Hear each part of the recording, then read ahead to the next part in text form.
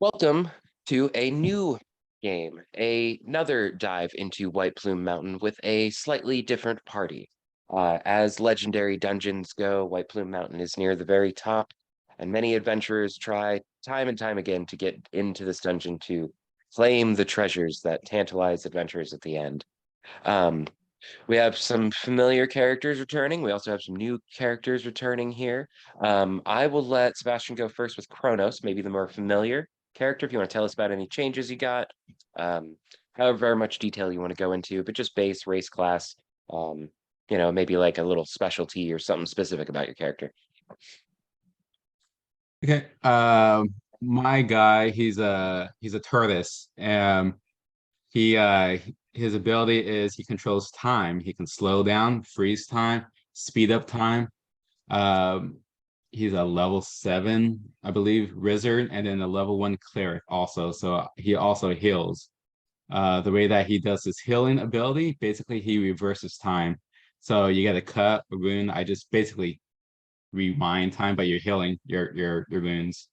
So that's how you gain that back. He does speak Common, uh, Alvish, and then Aquarian, I think is that other language, his actual language. And then he can last a long time underwater also in case we need that for the future for missions and whatnot. And then he can also hide in his shell with a really good defense, just in case we need that for any operations in the future also. It comes in handy. He's really good. Other than that, he's physically super slow. He is humongous. He's like almost 7 feet, I believe. And yeah, that's about it. He's really good with boosting you guys up also. If you guys Nice. need any help with AC or just any other stats also. That's about How it. old is Kronos? Let me see. He's really, really old. Only time will He, tell. he, he is 175 years old. Yeah. Old fart. Nice. Very nice. Um, Actually, Brandon, why don't you introduce Bobbletop for us? Let us know about your character there. That's pretty good, Sebastian. Love it. Sure, man. So I will be Bobbletop Thranesbane the Third, and I am very, very attached to my name. I come from royalty, and pretty much everything I do is based on the name of Thranesbane. Third in the lineage. Um, I hail from pretty high up peaks as far as stature goes. I'm a very rich, very loyal, very tough dwarf. Even though I'm not that tough, honestly, if I'm being honest. Essentially, the reason I want to come to this dungeon is because I've heard there is a trident in my family name that I would like to retrieve for my family. Not sure how it got here. I think maybe a rogue at one point took it, and it got lost in here. So I'm just here to retrieve it, and I'm 147 years old, so I've been around the block. I've seen plenty of battle. Which is Nothing. What was reasonably that? young for a dwarf. Like that's kind of almost on the younger side for a dwarf too. That's not like crazy old. You know what I mean? I think they live to be like what, 400 something. Yeah, like 400 or 500. Elves are maybe like five, eight Uh, hundred or something. So like yeah. 247 years old. I'm middle aged for a dwarf, but still in good shape, and I'm looking to just continue the great name of Thranesbane and retrieve this trident. Excellent. I absolutely love it. Um, Tanner, do you want to go ahead and introduce Darkling to us? Yeah, sure. So, Darkling is a level 3 Shadow Sorcerer and a level 5 Hexblade Warlock. Fallen Aasimar as well. They their main traits is I don't run from evil, evil runs from me. So basically just go around anywhere that needs help. I go around and help. Most of my magic is illusionary or necromancy, and fear is my greatest weapon. Very nice. Short and sweet. I love it. Jacob, go ahead and tell us about Telon.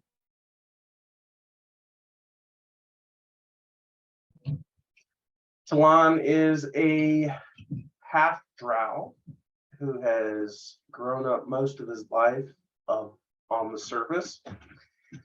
And he had a tragedy happen when he was, 80 years old. And his mother was killed. And so he's been out searching to find those who did it. He is a rogue, level 8. Sitting there out, sneaky. And he has come here to try and better himself and possibly get a few more items to be able to hunt them down. Very nice. Yeah, I love it. So I think that effectively all of you traveled to the area in which White Plume Mountain is contained. Upon reaching the place, each of you probably found a very kindly old turtle who recently attempted a delve into White Plume Mountain with another party. Things sort of fell apart one after the other. He's still trying to get into it, and so Kronos had kind of just slowly gathered you guys hanging around kind of the edge of the city, waiting for new adventurers to come in. This kind old turtle definitely was a little welcoming. And you guys just kind of stuck around, whether maybe you were best buddies or even if you got along with them or not, it's up to you. But it was definitely like, okay, here's like the next train going into White Plume Mountain sort of thing. So you guys just kind of hung around until maybe it felt like the numbers were about right. Didn't want too many people maybe because then the share is larger to split. Maybe, you guys didn't want not enough. Kronos tried it with 2 other adventurers and it didn't work out so well. So maybe trying for an extra this time. Each of you guys have heard about White Plume Mountain, whether it be a family heirloom going missing or you're just aware of the treasure inside of it. There have been letters and job posters sent out to the far corners of the world. And it goes something like this. Search ye far and search ye near. You'll find no trace of the 3 unless you follow instructions clear. For the weapons abide with me. North past forest, farm, and furrow, you must go to the feathered mound. Then down away from the sun you'll burrow. Forget life, forget light, forget sound. To rescue Wave, you must do battle with the beast in the boiling bubble. Crossed cavern vast, where chained links rattle, lies whelm, past water spouts double. Black razor yet remains to be won underneath the inverted ziggurat. That guaranteed, think not that you're done, for now you'll find you are caught. I care not, former owners brave, what heroes you seek to hire. Though mighty, I'll make each one of you my slave, or send him to the fire. So effectively, you guys have heard of legendary dungeons like this. There's some sort of limerick that will describe aspects of the dungeon. This one specifically describes the treasures inside. Wave being the weapon that Bobbletop is familiar with, has been around or forged by his family. So each of you may have been aware of a particular treasure in the dungeon, or even just aware of the dungeon itself and kind of wanting to have that little badge of honor that you delved the dungeon, survived it or not. Um, Basically, the way that the whole town works, or that the whole dungeon works, is that it's inside or underneath your interpretation of volcano. Um, Down a little couple miles from the town or from the volcano is a town that is effectively like a tourist town shopping mall. Most of the town survives because of the dungeon nearby, adventurers coming in, buying things, to help themselves do better in the dungeon, and then selling the treasures that they get in the dungeon as they're leaving. Um, Maybe about a mile outside of the town is a cave called the Knoll's Eye. Excuse me. And it's kind of like a spot where adventurers will store wagons and horses and things like that. Um, Knoll's Eye is, like a quarter day's hike to the entrance of the mountain. And then the town is like a day and a half hike to the Knoll's Eye. So that's kind of why this little spot exists, because it's like the checkpoint between the dungeon and the town.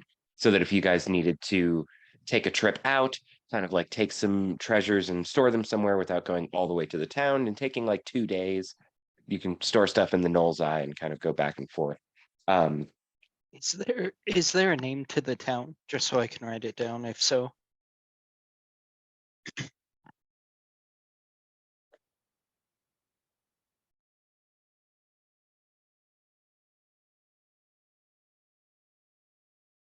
No. there there actually isn't. Let's call it White Plume Town. Right, Plume. All right, thank you. Yeah. Yeah, it's funny you asked that, and I was like, you know what? I don't think they fucking named it. I think it's meant to just be like a little bit of flavor text. Like there's no real, this is my own addition to this dungeon, is like the pre-shopping, pre-game shopping kind of thing. So I don't think they really intend anything significant to happen in town. Um yeah. In the book, they basically just have the town exist as a way for you guys to gain information about the dungeon if you needed any. Um, it's not necessarily a shopping thing, but Cool. there's effectively a pier kind of situation on the edge of the river that flows through the town, um, kind of downstream from the mountain. As you guys are kind of looking through different wares and things like that, it's set up very much like an array, almost like a rainbow of equipment, where you've got like your shields and armor kind of starting out, and then you get into like a lot of your martial weapons, and then you start getting into things a little bit more magical clothing, magical weapons. And then kind of towards down at the end of the pier, you get into your like wondrous kind of crazy magic things, along with potions and some of your wild magics. Um, there's definitely sections for your everyday stuff. There are clothes and textiles and whatnot. If there are some plain things you guys want to get for any particular reason. Um, as you guys are walking along, um, let's go with a perception check from everyone. I am not prepared. I am so sorry. Give me a second. I'll be right back. Automatic failure. No, I'm kidding. You don't have Crit dice to roll. fail. You Crit. yes. Crit fail. No dice. No No, success. I just I play I multiple rolled a 9. campaigns. I'm probably not seeing much. Kronos got an 11. Okay. Okay. Right there with you. Yeah. I'm coming. Okay. Um, Roll real quick. You said perception? yeah. Get higher than something that we rolled. Fair enough. I will do just that. It's my perception. Okay. A 17. Okay, pretty good. Um, you notice that pretty much most of the stalls are empty at this point. Like there is a shopkeeper there, but there's not a lot of business going on right now.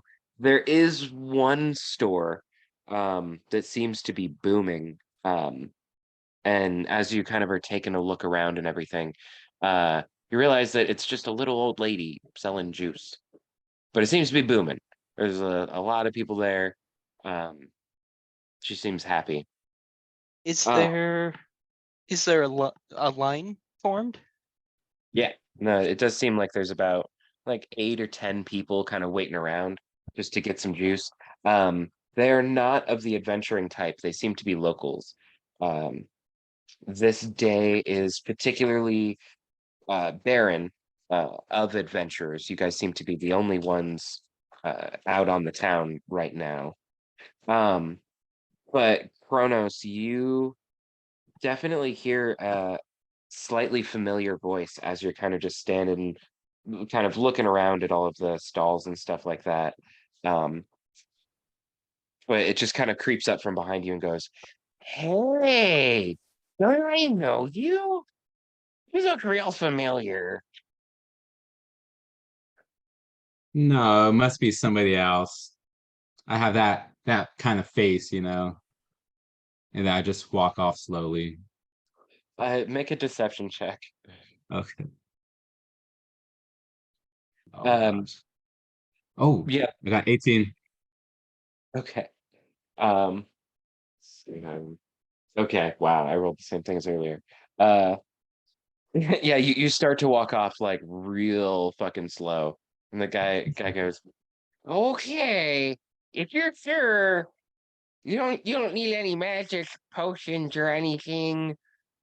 I haven't sold you potions before, you sure? I sell a lot of people potions. I probably have. It's okay." Do you have any healing potions? "Oh boy, do I! How many do you need?" Do I have any? Do you have any greater potions? I think I should. Wait a minute, let me just check. And he like sticks his hand into his robe just like a little bit, but then his arm like really goes in, and it's like you should be able to see his hand sticking out from the other side of the robe, but it's just nothing. It's just in there kind of digging around. Um yeah, what rarity are the greater healing potions? I don't remember if any of you have it. I think Slow. they're uncommon. I could be wrong, but I'm pretty sure they're uncommon. Yeah, They're uncommon. That is correct. Yeah, uncommon. Okay. How many were you thinking of buying? It depends on the price. That's what they all say. Hey, I didn't know. Business hasn't been so good lately. Uh, hmm. I don't know. There was this one guy. You kind of remind me of him a little bit, but I think he was a little younger than you, maybe. He said he was going to bring me a spell scroll from inside that dungeon. I have That not was seen him in forever, so I could really use a spell scroll. If you bring me one, I'd be darn shooting the happiest. okay for the potions, correct? Well, see, I'm not the richest wizard, so like I could use a little gold. How about this? How about this? I'll give you 2 potions for 500 gold and 2 potions for a spell scroll. How many potions for 500 gold? Two. Two. Okay, I think I can do that. Do 2 potions.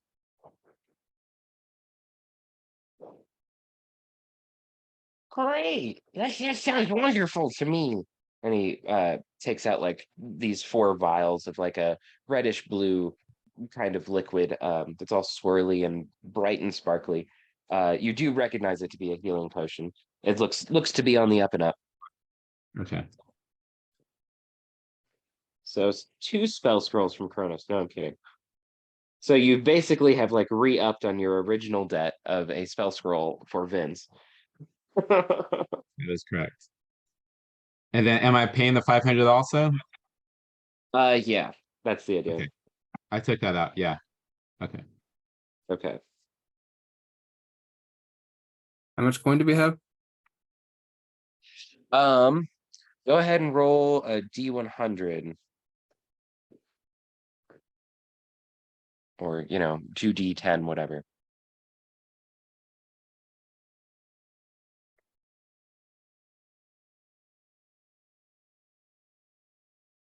$89.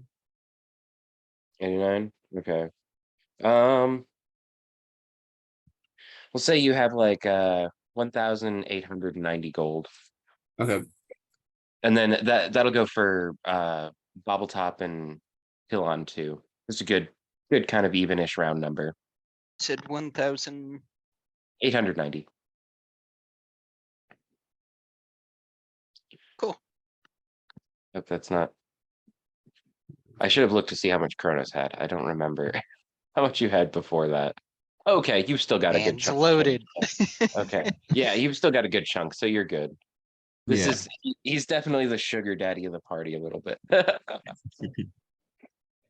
Okay. Am I there with them? Yes. Yeah, Okay. you guys are all on this pier. I walk up and I hold out 500 gold. Just like To I'll take the 2 potions as well. If you have them. Oh, well, see, that guy bought the 4 potions that I had. Would you like a different kind of potion? I can hook you up with that. It might not be Sure. the one I sold him though. Sure. Any healing potions.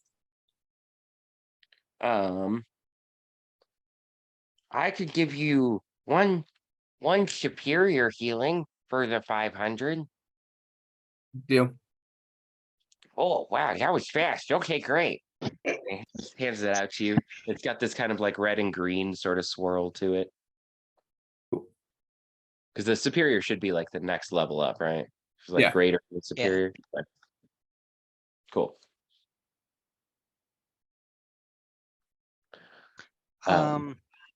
Bobble Top is looking for a hammer. So is there a blacksmith? Is there somewhere he could find just a hammer?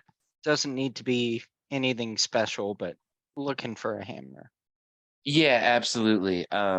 You guys kind of do the lap like up and down the piers. You guys kind of walk up to the top. It's where you run into Vince, and then you're kind of like, okay, kind of need to go back.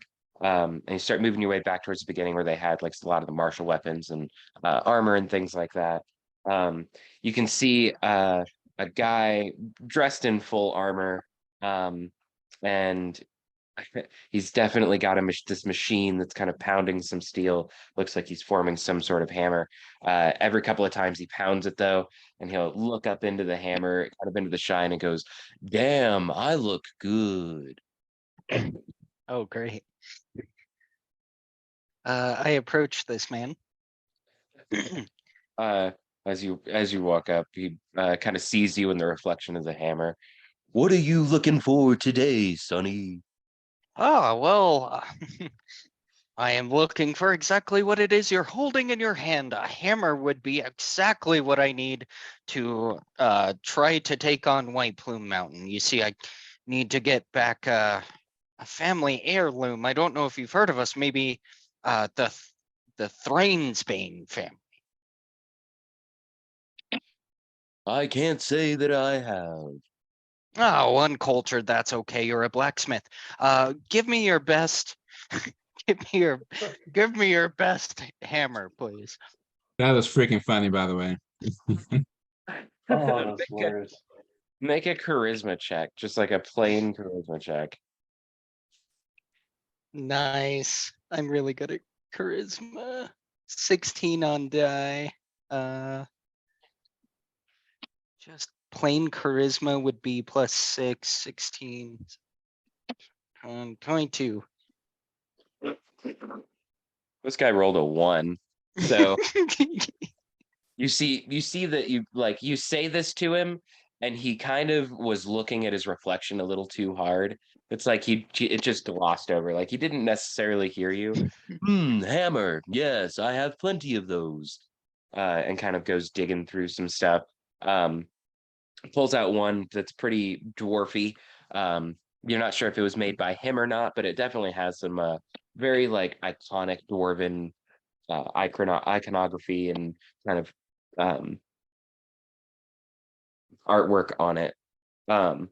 What there's a thing I forget what exactly it is. It's like elves are uh like Art Nouveau, and then dwarves are like Art Deco or some shit like that. I can't remember exactly what it is, but anyway, it seems to be a very reasonable hammer. It doesn't seem like it has any extra like punch to it though. Seems like it's a pretty like normal average kind of hammer. Um, Okay, what does the shop look like? it's nothing fancy. It is very like nitty or very gritty, and what you see is what you get kind of situation. You can tell that like he will finish pieces and just stack it in a barrel, um, kind of situation. Nothing is like labeled super hard and shelved and all this kind of stuff. Is there maybe like a table holding crude weapons? Yeah, there's like an amalgamation of kind of random sort of stuff that people have brought to trade him. I see you like the scrap pile.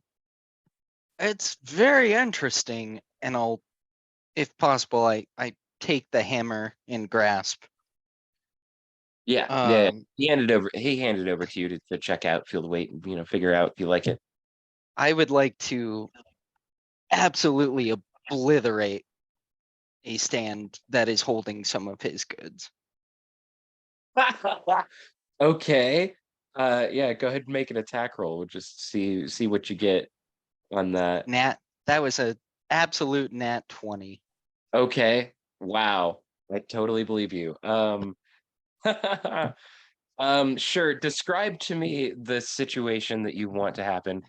So what happens? But so I kind of talked about these, I think, a little while ago. But I don't know if I told you about them, Tanner. I got these cards, and what they are good luck and bad luck cards, kind of to spice up rolling natural ones or natural 20s. Because on something like this, like, yeah, it's an attack roll, but you're not actually in combat. You know what I mean? It's a little role play. So what I'll do is on a 20, I'm gonna shuffle these up in a second. Um, I'm gonna draw a card for you that like you can, write down that you can use at some point. Um, and then you can just kind of use that when you would like. The other thing is that if you guys are in like the heat of a combat or something really crazy's happened, I will let you draw one. Like tell me you want to draw one, and I'll draw it and read it to you. Um, but if you do one kind of randomly like that, I get to draw one from the bad luck pile to like use against you at some point. I'm not going to lord it over your head. It's going to be probably like the very next roll sort of thing to just get it out of the way. But also you can hold on to this for a moment that you might kind of like really want it. And then if you guys do roll a 1 or a 20, I'll draw one, and then we'll like have it apply on like the next roll kind of thing. So Brandon, you have okay, sweet. This card may be handed to the GM at any time for the following benefit. You succeed on an attack roll.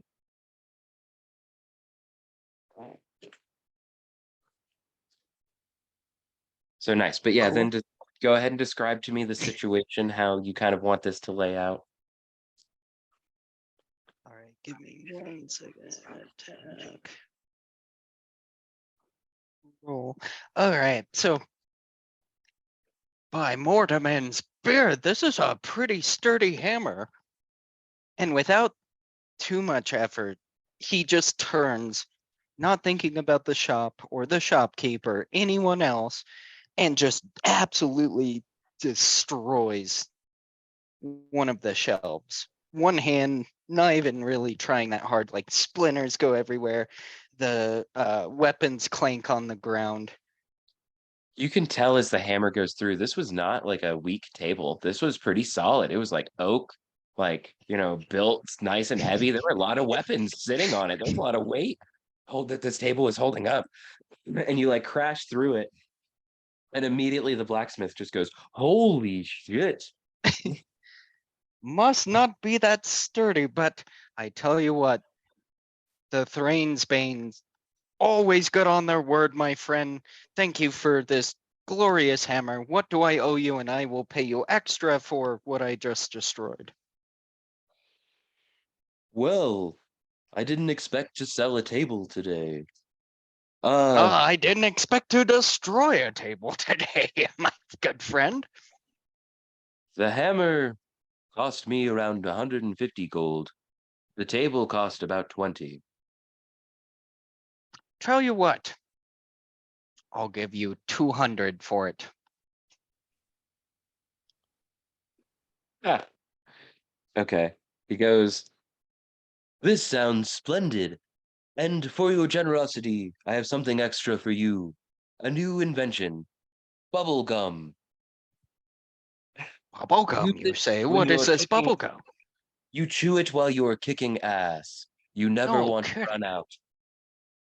How many pieces of bubblegum? 5. Very happy to have the bubblegum. Why, thank you, sir. I appreciate it, and I apologize for your table. I hope the funds will cover it. I I guess I just don't know my own strength. We are, as Thranebanes, actually pretty strong in our doing. You can see he nods very proudly, like it's in his head, it's like it's all the weapon. In your head, it's all you. There. I will give him 200.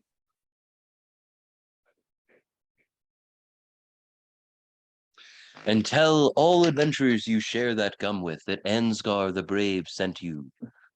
Ensgar the Brave. Ah, such a hearty name. I appreciate you. And I go to shake his hand. Nice. Yeah, he gives Can you a I? very hearty handshake. He's a human, but he's bigger. He's kind of like a like Thor looking kind of dude.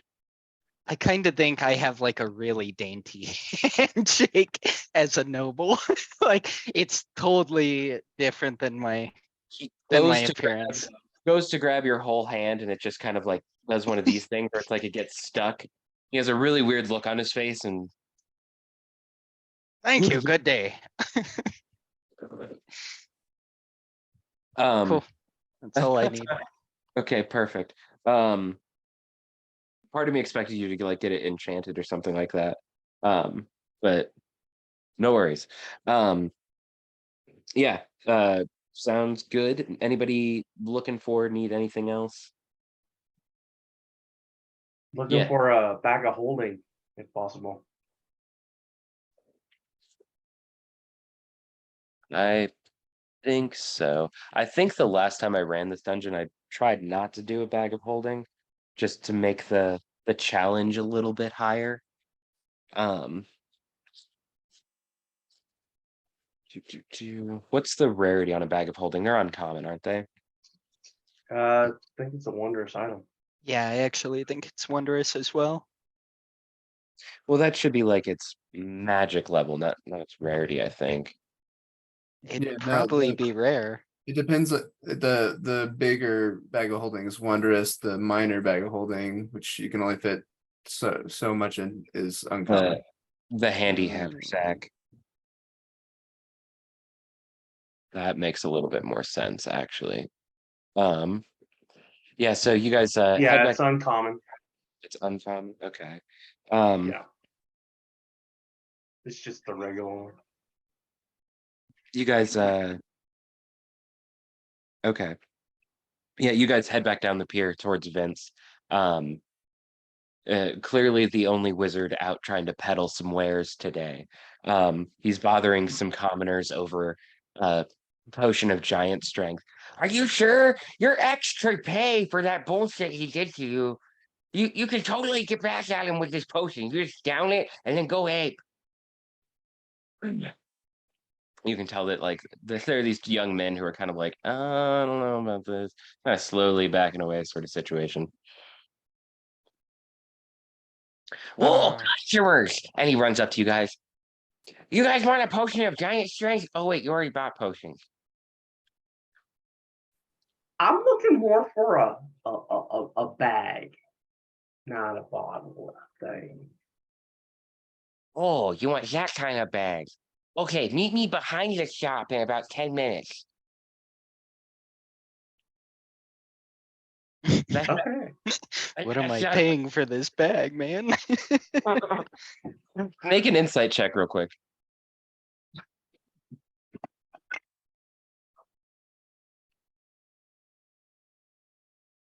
Eight.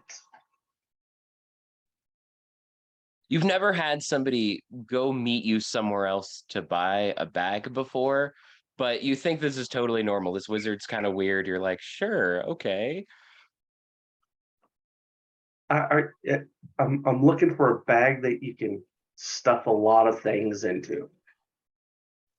Oh, that kind of bag. Okay. You said you didn't want a Yeah. drink.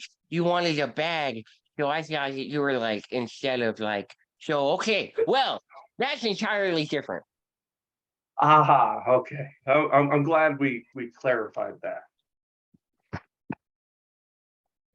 I almost got you in a lot of trouble, buddy. Anyway, uh, so the bags you're holding have been really hard to get a hold of lately. I do have a handy haversack for you. If if you think that'll be okay. It doesn't hold like a lot of big things. You shouldn't put like a person in there, but it'll hold a lot of the really important stuff, like all that heavy ass gold and shit. Hmm. And how much would that set me back? Uh, let me double check. Do.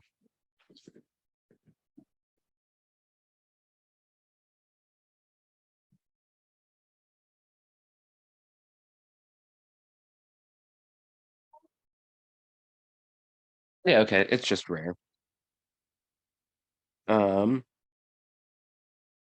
hmm, so I've got this last one. It was made by a really famous elf. I forget her name at the time, but she was really important. We can let go of this one for like about maybe 2,500 gold. If you don't have it on you, I can always make a deal. You're going to the dungeon, right? How about 2,000? I was gonna say, can I do like a deception or history to see if he actually knows what he's selling? Okay. Um, we'll go with insight Inside. for the specific thing that you're trying to determine. Not great. I got an 11. It looks like some really fancy elven work to you. Like he could be telling the truth. It's a really nice elven bag. It is elven though, so you look at it and you're like, oh, this thing is fucking crap. But you know that it was made by an elf and it was probably really nice. But there's a Definitely little elven work, my friend. Can I roll a persuasion check? yeah, sure. 2,000?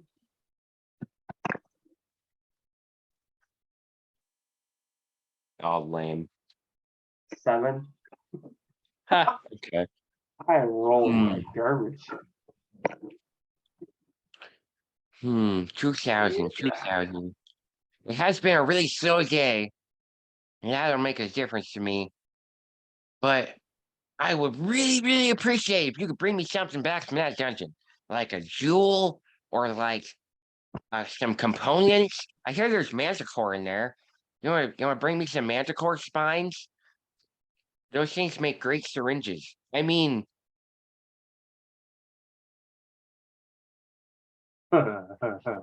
So, is it Manticore or Magic Core? manticore. Manti? Manti? Okay. Yeah, yeah. How many? I don't know. Maybe bring me back to like a couple dozen, like 100. I mean, those things are worth like a Uh, top last piece. time I checked, a couple dozen is like 24. Well, a couple or so would be great. Okay. Listen, a couple is different for wizards. We deal with larger capacities of stuff.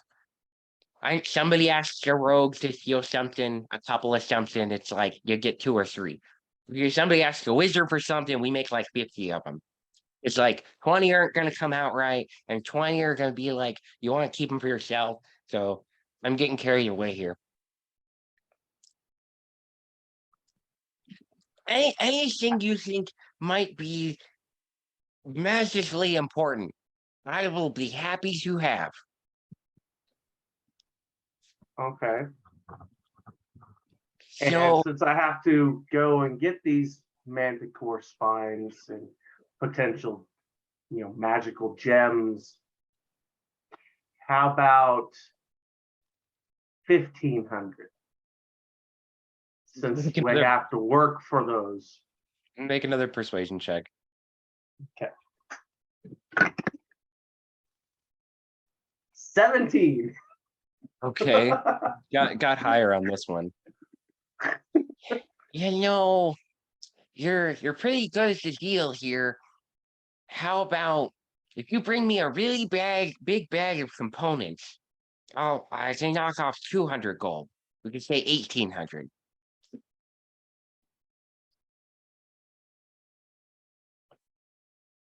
And I'm already taking off 5 for you.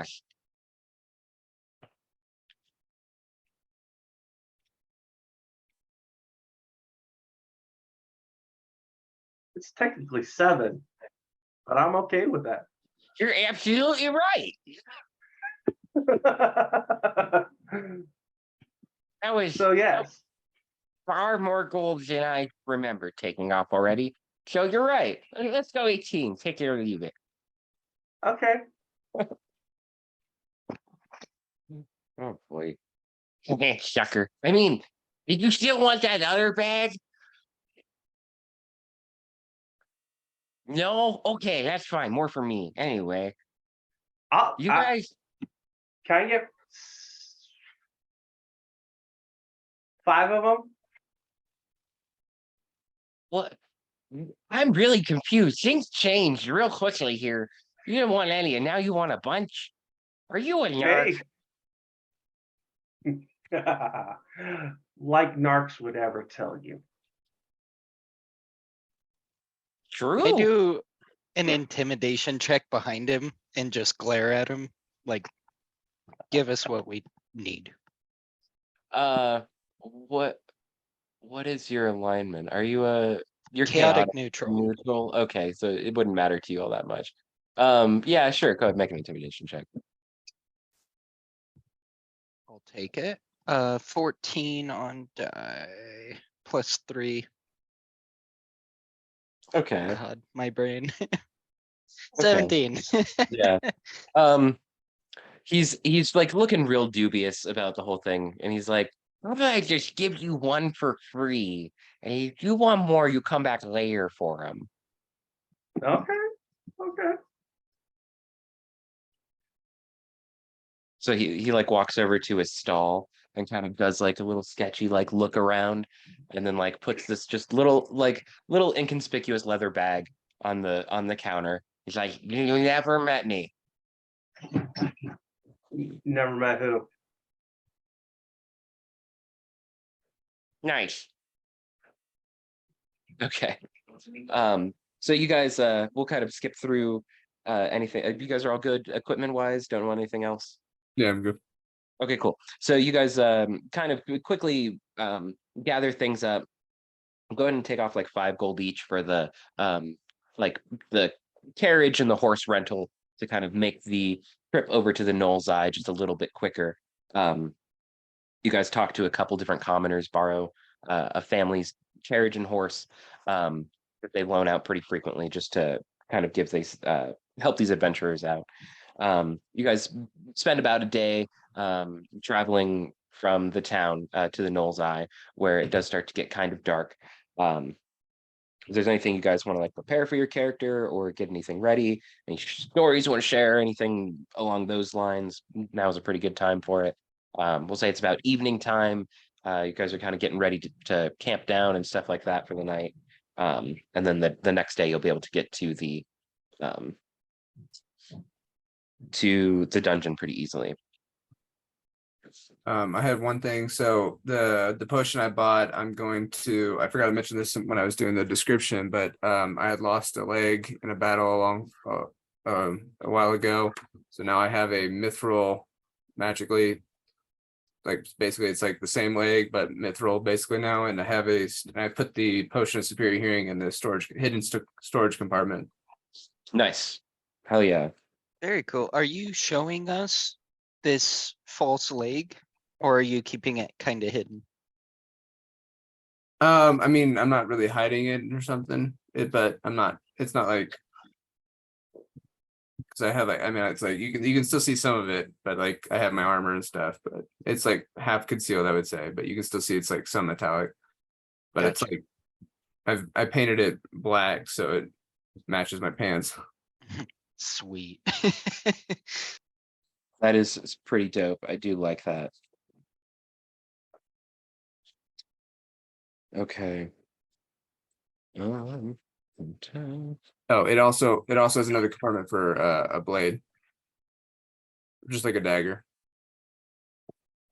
Right on. Got to keep it somewhere. Yeah. Okay. So you guys head over to after a pretty quiet night of camping, things are pretty sparse and barren leading up to the mountain. You guys camp by the river. It's a pretty quiet night. Pretty rare probably for most of your adventuring days.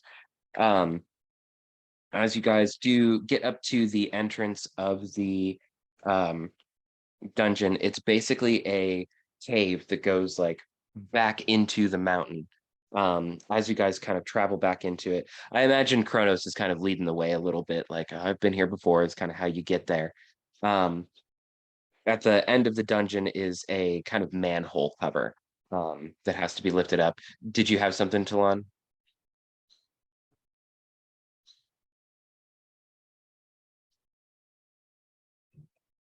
Stealth check, Yeah, please. go ahead. I Yeah, want go to be stealthy. it will be with that at disadvantage because of the water that kind of floods a little bit and makes this part of the dungeon especially very squishy, muddy, and like significant that you can hear footsteps. Okay.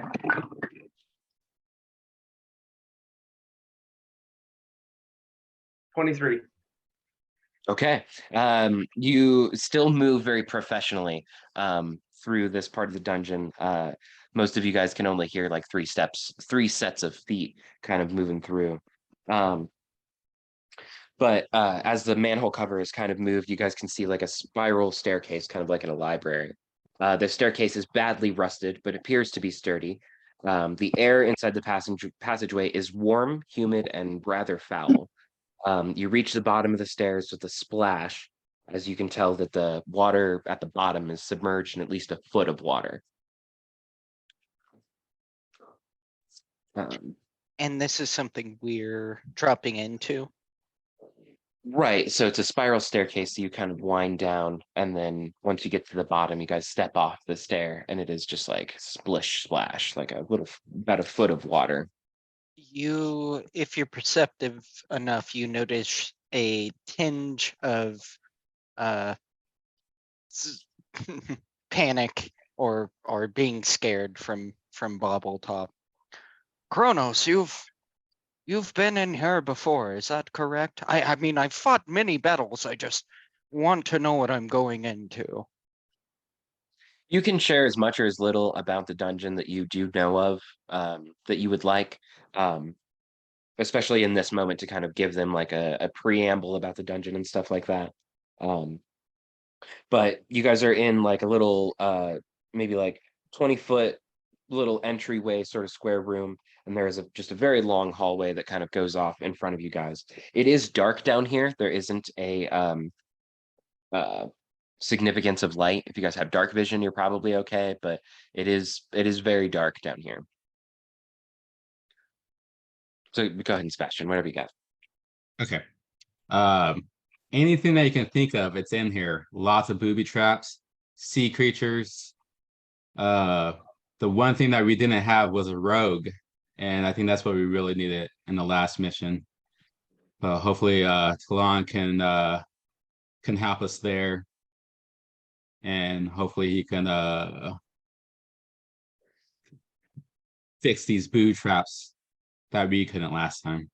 Oh, fantastic. I look forward to the challenge.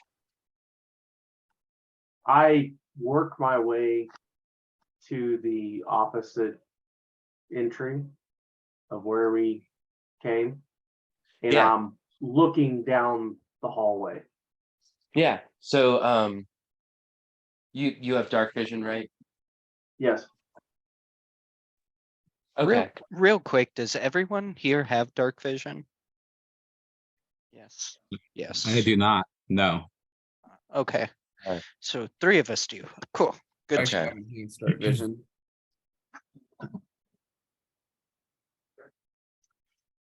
Okay. Shadow follows behind.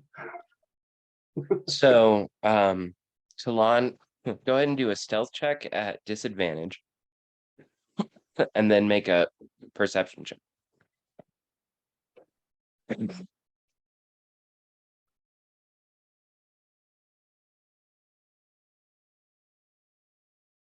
then what's everybody else doing while the rogue scouts ahead?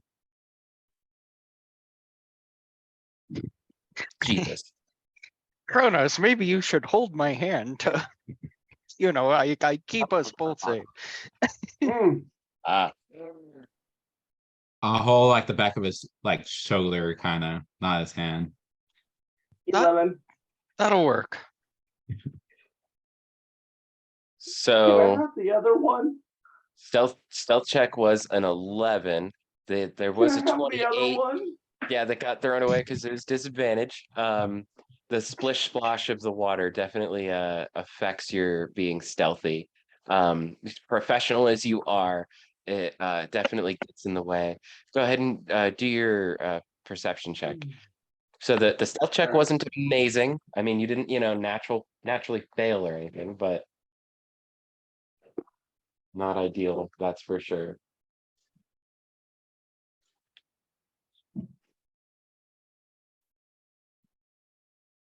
Okay. Perception is a 13. Okay.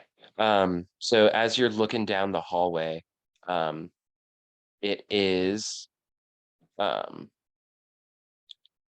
the compartment. What? 22 perception on the compartment? You missed that. What did that happen? Where did that happen? That was something else. Oh, okay, I see. Yeah. Okay.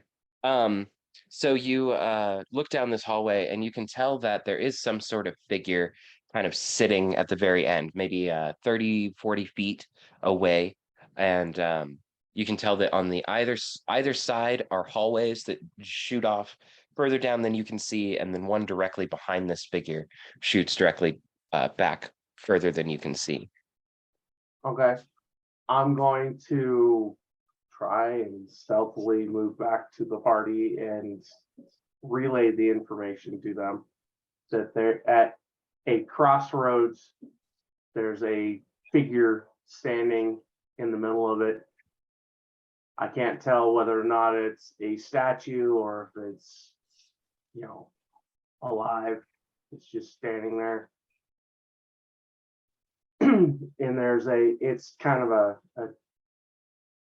four-way intersection, straight left and right, and then where we're at. It looks honestly like a statue. When you were looking down there, you could tell there was something, but it was like dead still like a statue. Okay, it was still like a statue. I think it's a statue. Probably it's a statue. or something that'll kill you. Okay. Jonas, you've been in here before. Do you know what this is? Hey, DM, do I know what this is? Go ahead and let's do like a history check to see if you can remember. Because he would, 18. but Well, he's also you- old. Okay. you're an old fart. Yeah. I'm really old. Yeah. In You the can game recall and real life. you can recall that there was a guardian at the entrance, but Mhm. you can't recall fighting anything this early in the dungeon. Okay. I'll relay that to the party. And Darkling, remind me again, what is your class? Sis. Warlock Warlock? and sorcerer. Shadow sorcerer. Okay. Oh, we don't really have anyone meaty except, okay. Oh, Kronos, that's fantastic news. I'm very happy to hear it. Why don't you lead the way and we'll follow? I'll look back at you guys like I can't see anything, Um, but I'll lead the way if you want me to. I just started taking Can the lead. I? Hey, Yeah. Darkling, we'll go with you. I just said I start taking the lead. I just start slowly walking forward, shield and longsword ready. You can notice I am being absolutely obnoxiously oblivious, not on purpose, but I've never been in water. I'm splashing, I'm making a lot of noise.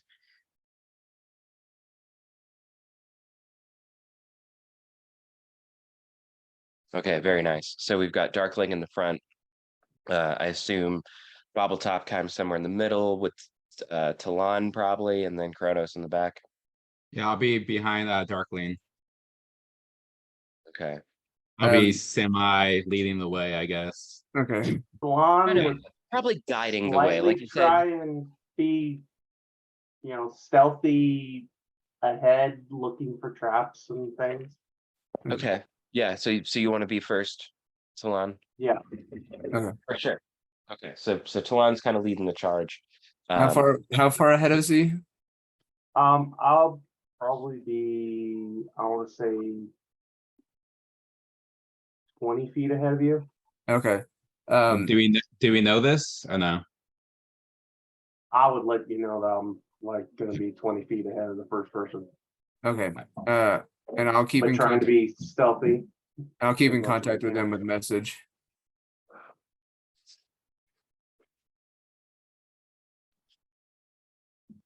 Okay. Yeah, you're So- good. You're good. You're good to go as far as 120 feet. Don't go more than 120 feet ahead of us, though. That's my range of sight and message distance. Roger that.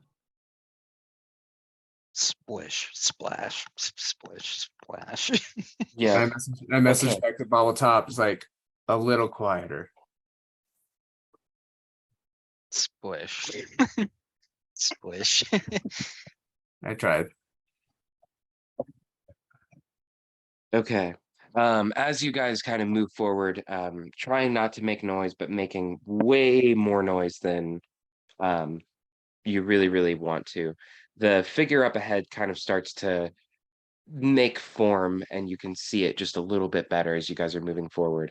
It is somewhat animalistic in the way that it is sitting. You can tell that there are two paws kind of out front, and then two haunches and back legs with a very humanoid looking face.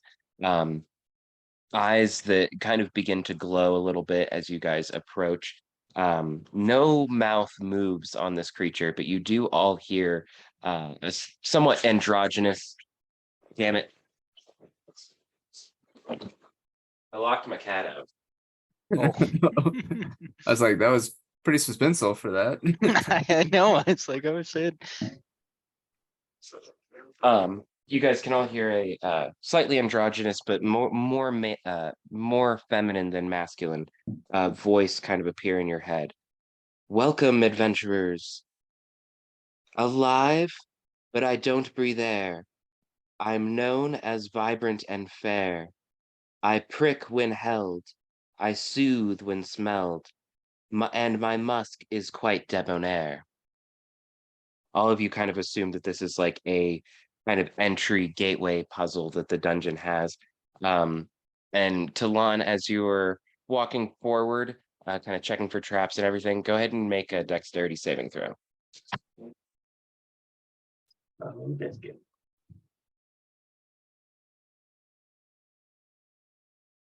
You should be good at these. If you guys need me to repeat it or send it to you or anything, let me know. If you wouldn't mind just putting it in the chat.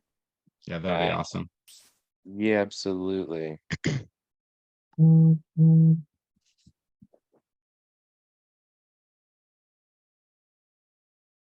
Uh, That was rough.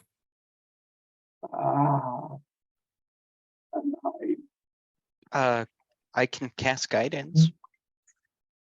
You It's a wouldn't cantrip. know to cast guidance on him. Okay.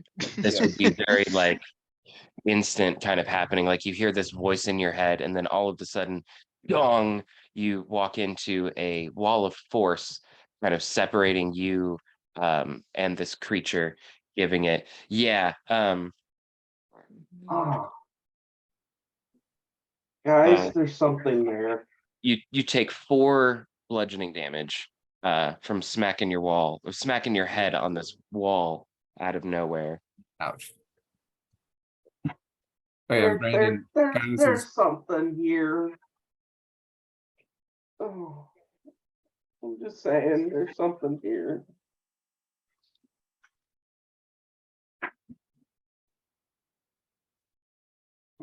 um. So I'm guessing, do we just catch up to him? Yeah, you guys, you would hear the kind of like sound of this magical wall kind of being interacted with, and see the shimmer kind of happen emanating from where he hit it, causing all of you guys to probably stop behind him, especially with him being a couple of feet ahead of you. Mhm. But you all heard the voice kind of at the same time. Um, Kronos, you specifically hear a hello again in your head as you're standing there. And Kronos just says, "Oh, great," under his breath. Ah. Yeah. Oh, great. By the gods, what is this? Like you didn't Do, remember. do I remember his name, DM?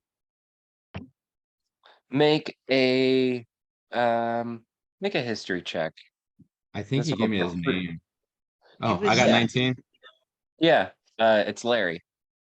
Oh, that's right. It's just Larry doing his little riddles like usual. Oh, whew. Yeah. Yeah. Yeah. Hmm. Do we see Talon yet? I mean, I do. He's going 20 feet Well, ahead. I don't. Right? Yeah. Oh, wait, sorry. Yeah, Well, Kronos, no, you no, definitely.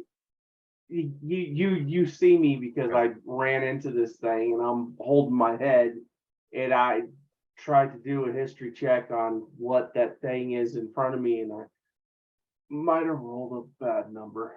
Oh, okay. So, As you Kronos. guys are As you guys are standing here just for a second, the eyes start to glow a little bit brighter, kind of illuminating a little bit of the area around you guys, and you guys can see like a nexus sort of hallway set, with 3 different options in front of you guys and the hallway behind you. And this Andro Sphinx, you can now see it is lit up with very bright gold inlays and dark blue accents, kind of on the hood around its head. And there's just a tail ever so slightly flicking. The end just every now and then gives a couple of little pops, but otherwise the entire thing is just dead still. Okay. Stoic as can be. Is it still pretty dim in here, or is it bright enough The that Kronos can see now? Yes, exactly. The eyes lit up so that it's like about maybe a 10-15 foot radius around you guys. You can see kind of down these halls and each other. Okay. I say just in case, and for the next hour, I cast light on Kronos, so at least Oh, sweet. he can have light around him, and we're not a dangerous it's situation. twitching. What? It's twitching. The tail's Oh, twitching. the tail, I see it now. And It's a I take twitching. a step behind Kronos. This thing, it's friendly, it's not dangerous. From history, yes, he has been friendly. Okay. I think Fantastic. think he's lonely, if I'm being honest. Oh, that's And it marvelous. So it's what spoken you said riddle. before, can you repeat that? I did send it to the group chat. It's in the Messenger. it's in the messenger chat if you guys want to take a Now, look at it. Oh, that chat. these Oh, three that- entrances, do they have any symbols or any designs? Go ahead and make a perception check.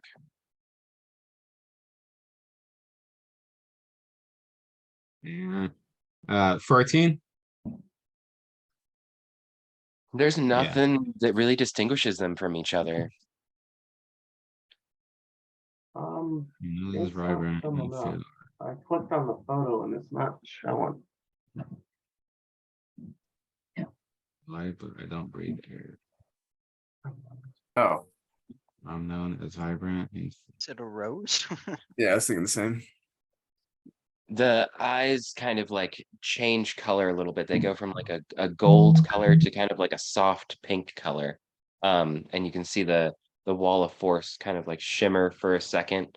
And then you guys hear another voice. Here, I'll just send it. I'll just send it in the text. I'll read it real quick, but I'll send it in the text too. Upside down sunrise, or am I a crescent moon? I'll make you squint and remove your gloom.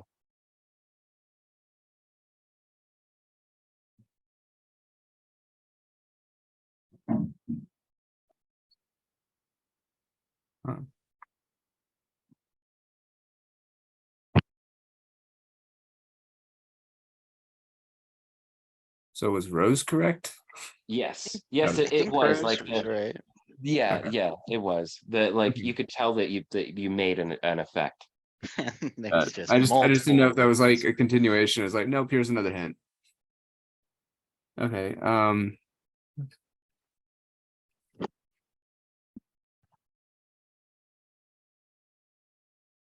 Upside down or sunrise.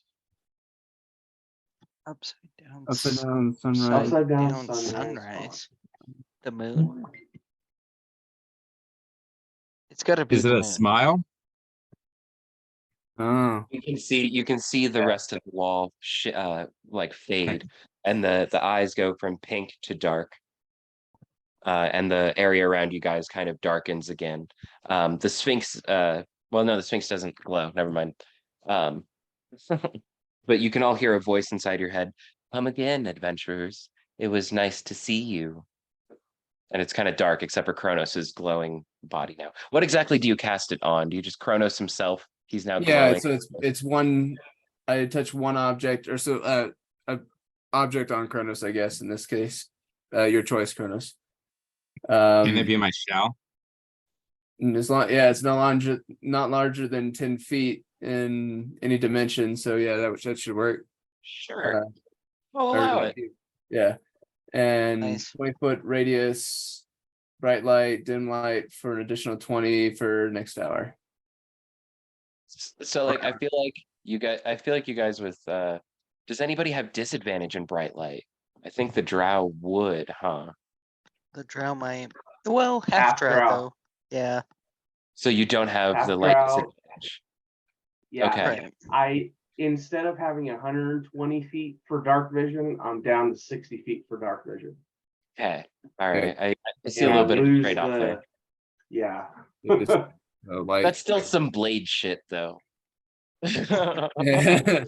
That's some blade shit for sure. Okay, so the Sphinx kind of goes dark and dormant again. In my mind, anybody standing behind Kronos is kind of gonna be like, But then Cronus is probably like fine. It's like perfectly lit in front of him for it. Not gonna role play that out with a disadvantage or anything, but just in my head, and if you guys are standing behind him, you're a little bit like, fuck.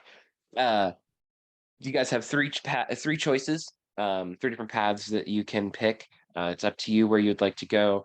DM2 player, I would like to recall the riddle to you guys. It does kind of give you hints about what might be down each path, but it's pretty vague. So might help you, Brandon and Sebastian, as far as um, remembering the last time that we actually did play this.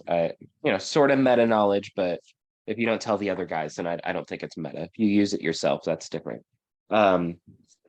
So specifically, to rescue Wave, you must do battle with the beast in the boiling bubble. Crossed cavern vast, where chain links rattle, lies whelm, past water spouts double.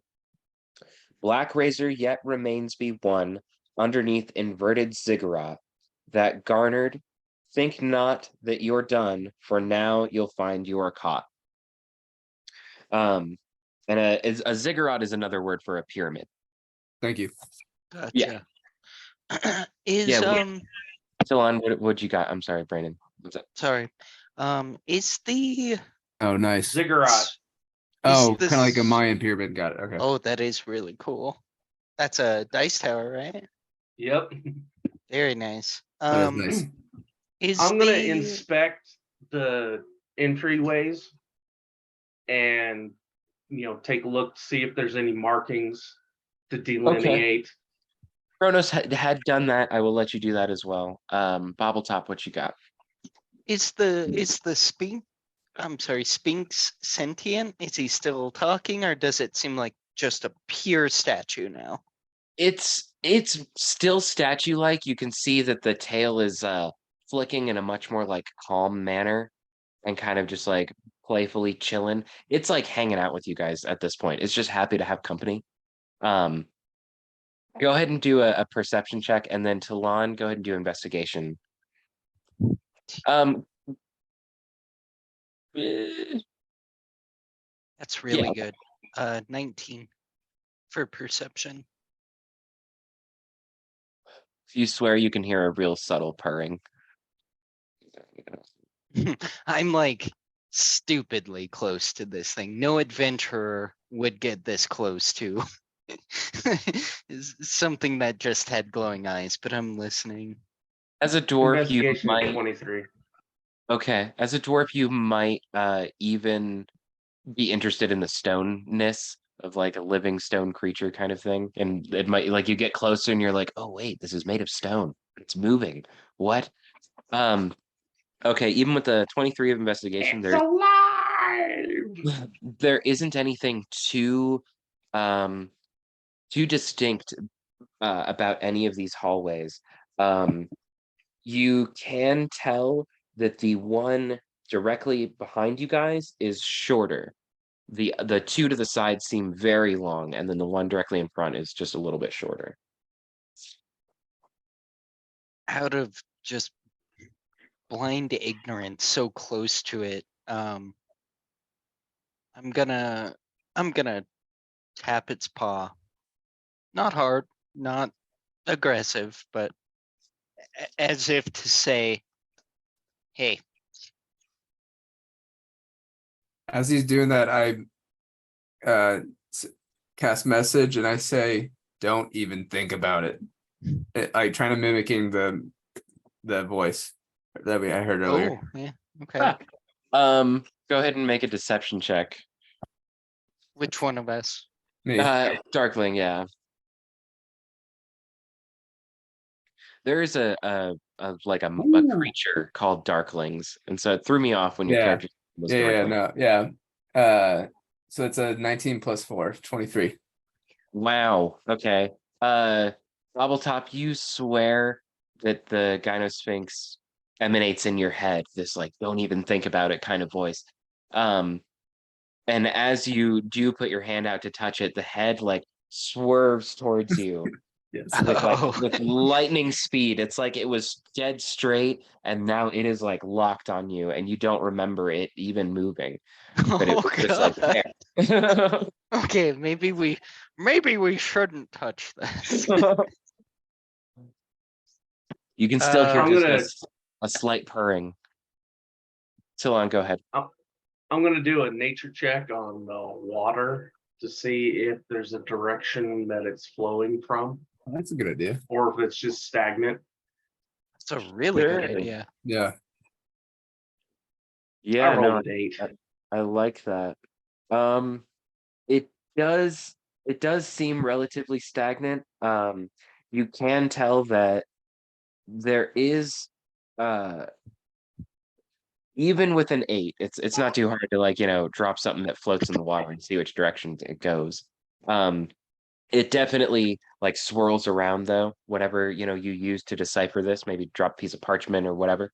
Um, it's kind of swirling around you guys for a little while, but you can tell that after a little while, it does flow directly straight towards the hall that's behind the Sphinx. Yeah.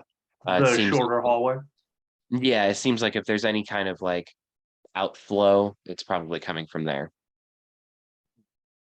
Okay.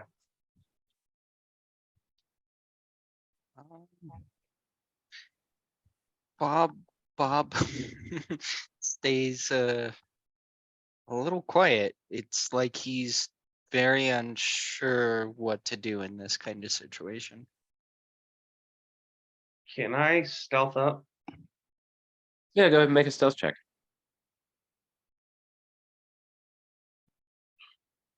14. Was that with disadvantage?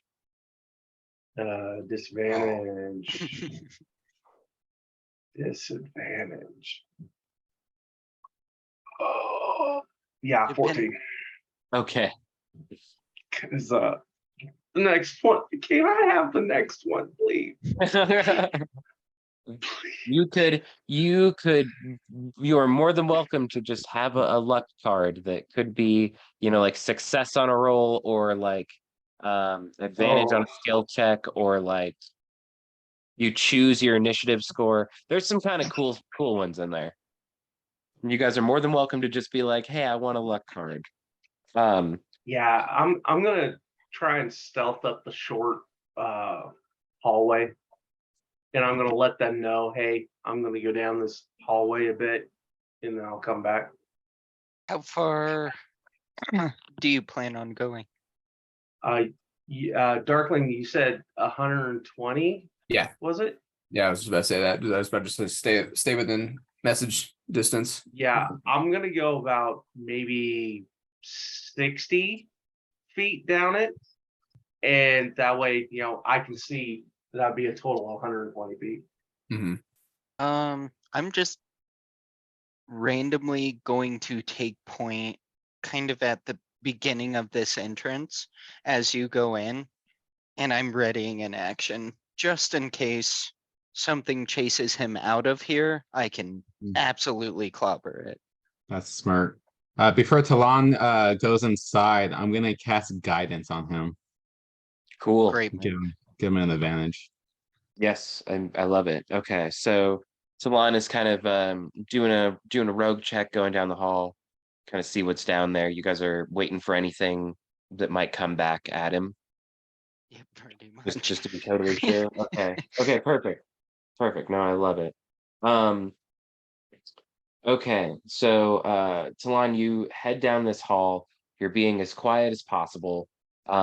You make it about like 25, almost 30 feet down the hall, and you can see that there is another room about 30, or there is a room about 30 feet in front of you. It seems like it kind of opens up a little bit into somewhat of a cavern. As you are moving, you start to hear footsteps that are not your own. You start to hear sloshing in the water that's a little bit extra. Do you do anything? Do you react? As soon as I hear it, I stop. You stop. You stop. Yeah. Okay, and you definitely hear like a good like extra slosh before it stops afterwards. And you can kind of see the water ripple moving like towards you. Kind of like Okay. wave of something kind of on the ground, moving towards you.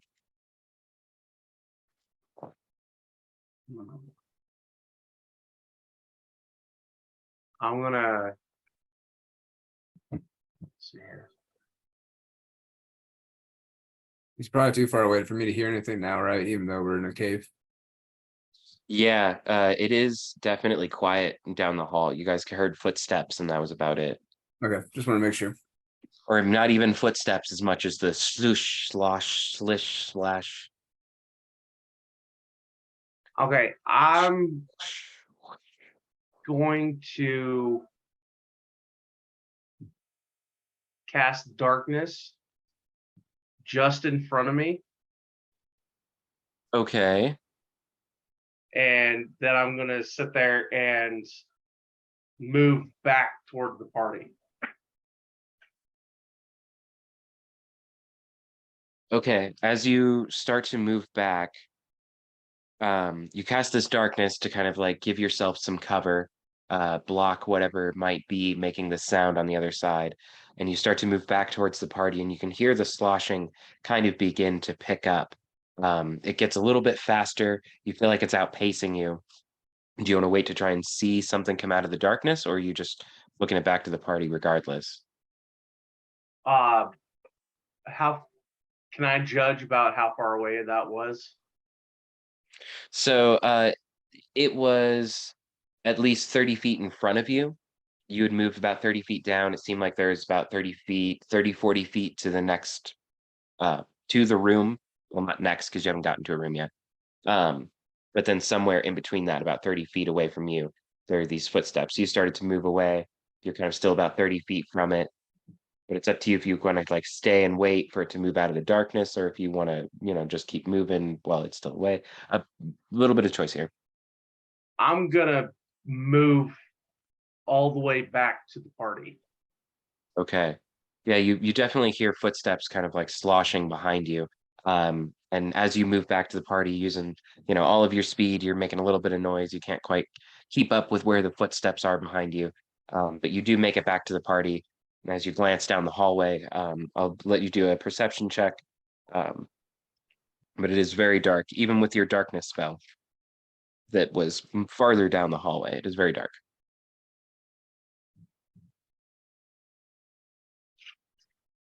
That's a 6.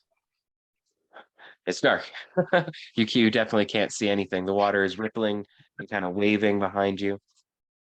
I'll let them know that something is following me. Fuck. Okay. I say immediately prepare Eldritch Blast for anything I see. Okay. Okay. It's dark and there's something behind me. Uh, Just saying. as Talon comes up and tells you guys this, you can look down the hallway and there's really nothing to see. Doesn't seem like anything was chasing him as far as you guys can tell. Okay. Can Um, I? I still have light on Chronos, right? Or did we cancel that? Or has it been an hour? Unless, It yeah, is not no, now. Okay. So we can see anything that gets in 20 feet of us. I Deep is can. the water there where we are? Hey, Kronos is gonna turn around and his back's gonna be like towards that hallway, so it brightens up. So I it's guess, like a nightlight. Yeah.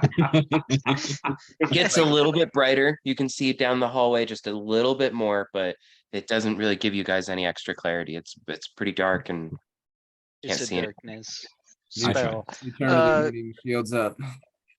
Scares the hell out of me. Can I throw a firebolt as a cantrip just down the hallway? Please don't. Can you not? Was that out of character or was that in character? No, that was in character. Yeah, okay. I was holding my action. Yeah, if you wanna, flick a little flame down the hall to try and see anything, you totally can. He, Are you comes just running by with a 6 and is like, something's chasing me. I'm just gonna blast the hallway. okay? As you toss fire down the hallway, I won't even make you do an attack roll because you're not really trying to hit anything. You're just, throwing it down that direction. You can I'll let everybody make a perception check as they're trying to look down the hall while this is happening. You got Kronos's blinders on, looking down the hallway, and then um got the firebolt kind of helping to continue that as well. Dice. That I that rolled a figures. 10. I got a 1. So 3. I got a nat I- 1 also, so a total of 5. Yeah. Oh no. That I, might Yep. sound really bad. I was about to say, I love, Brandon, that you were the first recipient of a good luck card, and now you're gonna be the first recipient of a bad luck card. Which, like I Hey. said, I'm not gonna like hold these over your head or anything. It'll probably be like one of the next actions or so that you do that will apply this to. It happens. It happens.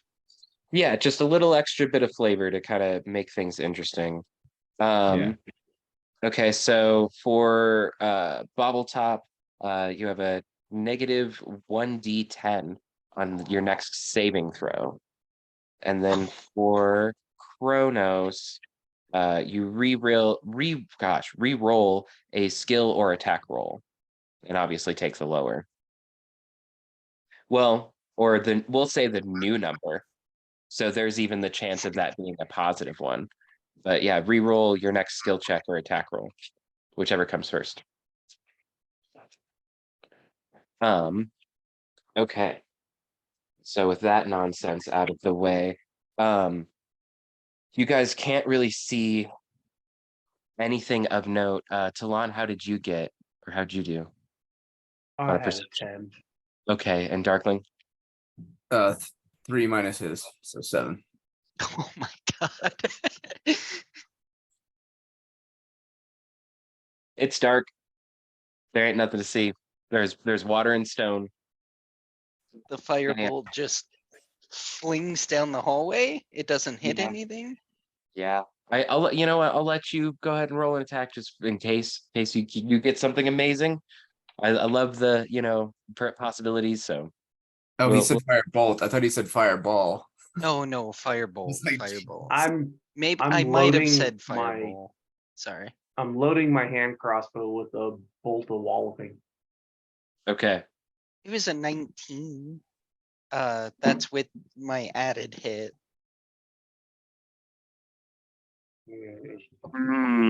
That is really high though. Got a 13 on die plus 6 to hit. So you send this firebolt down the hall, and you guys don't see anything. The firebolt goes far, far down, and it doesn't like disappear and fade into kind of nothing.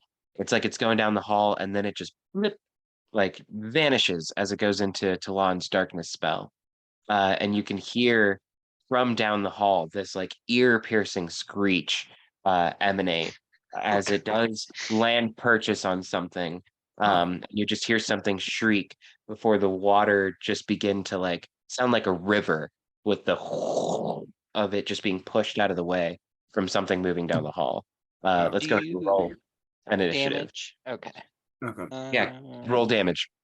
Did you ever say how deep the water was that we're walking in? 1 foot. I'm like Okay. a foot. It's a foot. I rarely ever roll d10s, so I have 1 percentage die. What I got was That's the same thing. I got a Same. 7 on the first one, and I got literally So 1 it's 0 on the second. so it's a D10. So it's just one of those die. Oh, okay, okay. So no, it is 2d10 for this. My firebolt does 2d10 for damage. I'm sorry. I was thinking about the little this thing, which is a negative D10. I apologize. So your damage Hey, is are you D10. using it? No, that's on a saving throw. So on those guys, that would be like a 1. If it's 0, 1, then that's 1. If it's 1, 0, it's 10. Okay, so Right. I got a 10 then. 1 Okay. 0.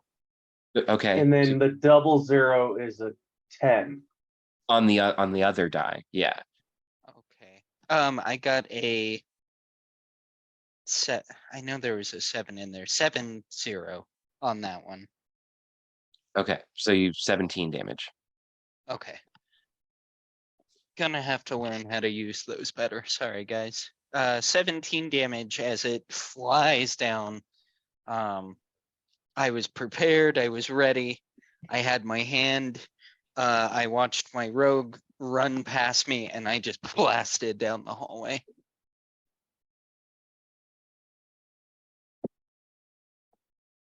Nice. And then yeah, we'll roll an initiative. As you can tell that something is definitely coming at you guys.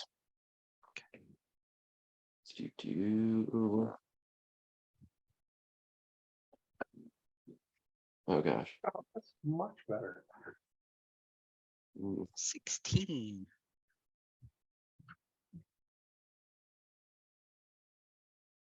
I rolled a 10. 21. 21. 21 also. Oh, who's Okay. got the higher dex? I'm gonna assume Darkling, but Yeah, you do for Don't sure. assume much. you know what? I'm being speciest here. Fair. Oh, right. Honestly. Yeah, Tortle. Yeah, definitely. Yeah, yeah. Sorry. Yeah. So Darkling, you'll be up first. And then we'll have Kronos right behind. And then I think what Talon and Bobbletop, right? Or 16. I think I'm Bob- before. That'll be Bobble Top and then me. okay. Thank I you. rolled a 10. I may go to physical dice here in a bit. Yeah, sometimes it's necessary. Like Dude, I I trust. feel your pain. I had nights where literally it was like 2s, 3s, 7s, 6 all night. I trust you guys not to be lame with your dice. I mean, if you get an obnoxious amount of 20s, I might be like, put it on camera or something after a while. But no, the only way you can cheat in D&D, I think, is yourself. So Yeah. that's up to you guys, whether you want to use physical, digital, or imaginary, I guess. That doesn't count. Digital dice kind of are imaginary now that I think about it. Digital dice are controlled by the computer, Yeah. No, I'm Yeah. happy with my rolls not right by now. chance. Definitely happy with my rolls right now. Brandon can contest. I either roll really bad or really good, but mostly really bad. Yeah, you do for sure. All right, so Darkling, you're going to be up first. You can definitely tell that something is coming towards you guys down this hallway. It is mostly evident by the way that the water is kind of beginning to split, but it is next to impossible to see anything else besides where the water is standing. It's like you can see these two voids where feet would be in the ground. Okay.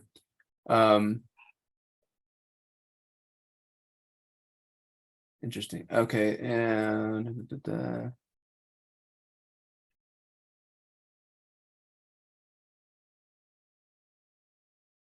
we're about, you said we're about 30 feet from where you cast darkness before and ran back. It's more like 40 or 50 from the darkness. Okay. I'll go my full 30 forward. Okay. I did not say, and I apologize. The threat would be about 20 feet in front of you guys. I would say like right in that kind of engagement line, not like it got 5 feet from you and we're rolling initiative. It was like Got it. within engagement, you know what I mean? So you wouldn't have to use your full movement to get to it. Okay, in that case, I will just move far enough just to cover Tilon. Okay. So you're getting kind of a defensive position in front of him. Yeah, my shield's ready, and I cast 2 beams of Eldritch Blast. Okay. Go ahead and roll an attack. Okay, let me figure out how to do that. If you want to use physical dice, you can do that too. I don't mind. Whatever is easier. Nope, there we go. Sorry, to hit first. Sorry, I rolled damage on accident. First one is 18. That will hit. And damn it. Oh wait, that's not a 7. That's not a 1. That's a 7. Okay, the other one's a 14. Okay, damn it, misses. Okay. Um, no, 14 does hit. I was making a joke because you said damn it, and I was like, oh, damn it, and misses. Oh yeah, fair. Okay, so both hit. So then Yep. give that roll. First one, 13 damage, force damage. And the other one's 6. So 20 total. 19. Okay, thank you. If it's hitting the same target, yes. Yeah. Nice.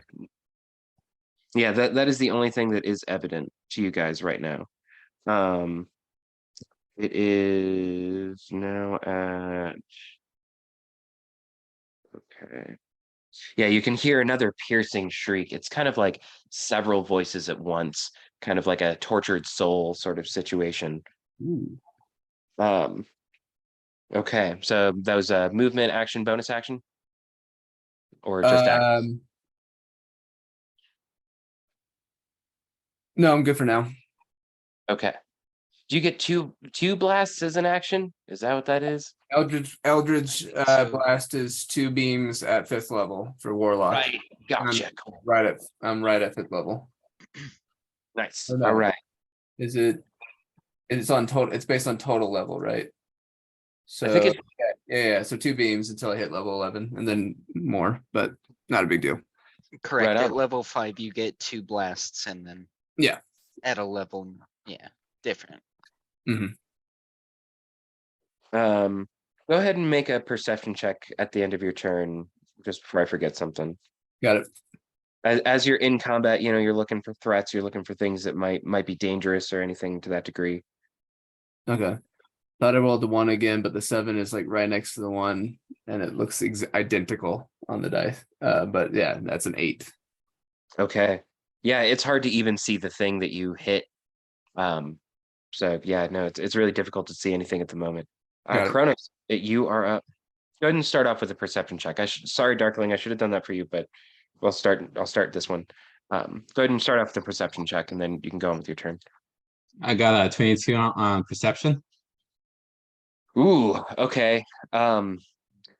So you're not really able to see whatever's standing in the water. It obviously is able to be hit. It got hit with fire, and then also the Eldritch Blast. What you also notice is there's some kind of formation, something kind of clung to the corner opposite wall of that you're standing on, kind of at the top. It is some sort of just dark mass that's kind of clinging to the ceiling. It's hard to see really what it is. But you can tell something is up there, and it definitely has an interest in you with the way that it's kind of undulating and kind of moving towards the action. Yeah, so I can see this mass. What's my how far is it away from me? This mass on the ceiling is probably about 10-15 feet, and then you've got the thing that got hit with the Eldritch Blast about 20 feet in front of you guys. Oh. Okay, the thing that's up top that's eyeing me, how far is it from me though? About 15 feet. 15 feet? Okay. And that's on accounting for like the 10 feet up. okay. Yeah. I should be fine then. Okay, this thing that's eyeballing me, I would like to cast slow on it. Okay. I don't actually have to see it, but I can make a cube around it, 30-foot cube in Okay. that area. And what's the save? A wisdom saving throw of 13. Okay. I got 15. Oh, dang it. With that, I'm actually gonna react to, wait, can I react to that? I can't as a reaction after you. Yes, so I'm gonna do a reaction to that creature, a chronal shift. As a reaction, after you or a creature you see within 30 feet of you makes an attack roll, an ability check, or a saving throw, you can force the creature to re-roll. So I'm gonna basically go backwards in time and make you do that again. That was a 7. Nice.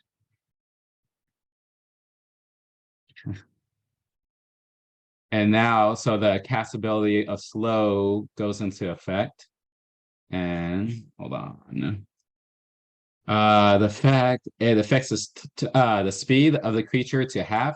It takes a -2 penalty in the AC and Dex saving throws, and it can't use any reactions. On its turn, it can use either an attack action or a bonus action, but not both. Regardless of the creature's ability or magic items, it can't make more than one melee or a ranged attack during its turn. Yeah, I forget how brutal slow is sometimes. It's yeah, classic. That's why it's been around forever. yeah. Okay, good move. I dig it. Um, for the rest of you at the moment, it's kind of like there's this clear thing coming down the hall at you guys, and then Kronos casts a spell just kind of up in the corner towards the ceiling out of nowhere. Like there's this thing coming at you guys forward, and then he's just kind of like, take care of that over there. You know for sure that you're being helpful, that what you did needed to happen. Okay. Cool. Anything else? That will be it for right now. All right. So almost called your character Bobby because I wrote down Bob on my thing. Bobbletop, it is your turn. Whatever you would like to do, go ahead and make a perception check just to start things out. Sure. 11. Perception, it'd be 12. Yeah, I can't really make out much in this hallway, but you definitely know there's something coming at you guys from the front. Kronos did cast a spell kind of up out of nowhere, but it's difficult to see why or what he was casting a spell at. Up to you what you would like to do. I've never played a sorcerer. There's so many things. There is so much to do. It is pretty crazy. It gets to be intense. I like kind of just picking a kind of a go-to sort of thing, either like buff or damage. Yeah, that makes sense.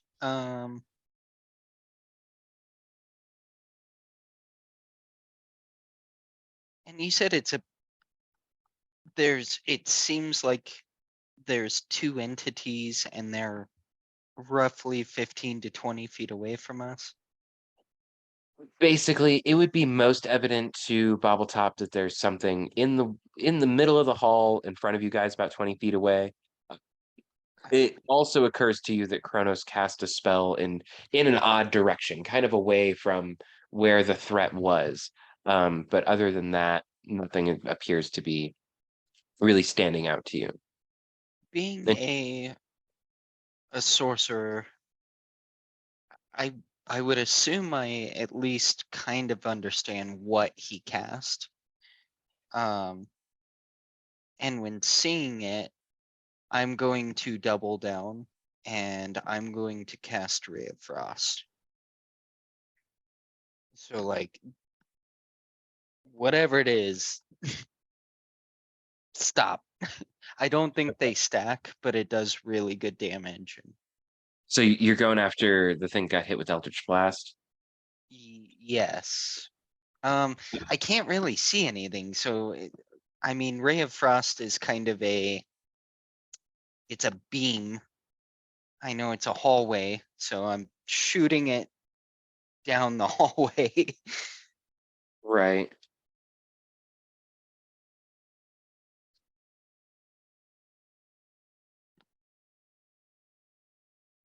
So go ahead and roll your attack. And I probably should have actually had the Eldritch Blasts done with disadvantage because you're unable to see it. So that was my bad. But if you want to go ahead and make an attack, at it, it will be with disadvantage. Um, Okay. just because it's difficult to see, but you're still able to cast this Ray of Frost down the hall at where you believe this creature to be. It is leaving somewhat of a footprint in the water. But other than that, there's no like real obvious thing. I So, have. Go ahead. oh, taking my best guess, I aim and I blast it 13. Okay, 13 would miss. I say, Nick, for the Eldritch Blast, feel free to just half the damage, just to be fair. I've never heard that solution before, but I honestly dig it. I'll meet you halfway and go quarter actually.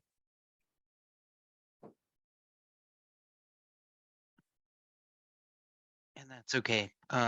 Goes right over its head or right by its shoulder or something.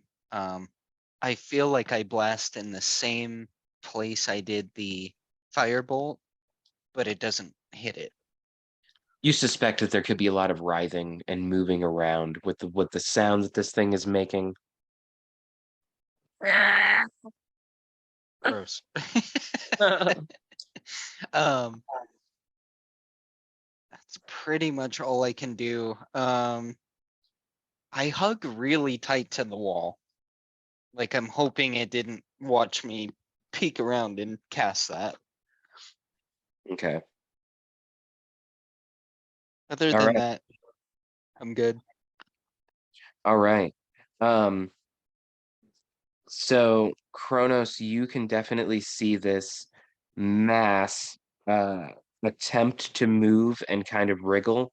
Um, it is now above Bobble Top, basically. He's kind of hugged the wall, doesn't realize that there's something above him, and it's trying to crawl down and creep closer towards him. But it is moving like molasses. Um, Basically, that is all that it does. It makes another save. Okay. And What's it's still up top, right? It's still hugging the walls or the ceiling, I guess. it's still on the ceiling and it's moved like 10-ish feet down, not like from, ceiling down, but like kind of over on the ceiling towards. It's going real slow. He's got Okay. some time for sure. But but it's hugging the ceiling though, right? It's not like levitating or flying down. Correct. Okay. Cool. It makes its save. So you do get the sense that it has like kind of broken free from your spell. That's all that it can do because it gets a save at the end of its turn. That's correct. Okay, cool. That's all it gets to do. Talon, it is your turn. Go ahead and do a perception check.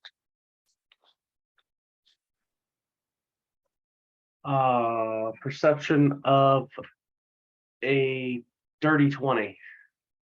Nice. Okay, cool. Yeah, you definitely can sense that there's some sort of dark kind of gray mass on the ceiling, as well as this invisible creature, kind of 20 feet away in front of you guys. It's up to you what you would like to do. I'll sit there and go bobble top above your head, and then I'm gonna shoot my crossbow at it with At the at the one right above him, Okay, all right. and that is a 16. Does hit. Okay.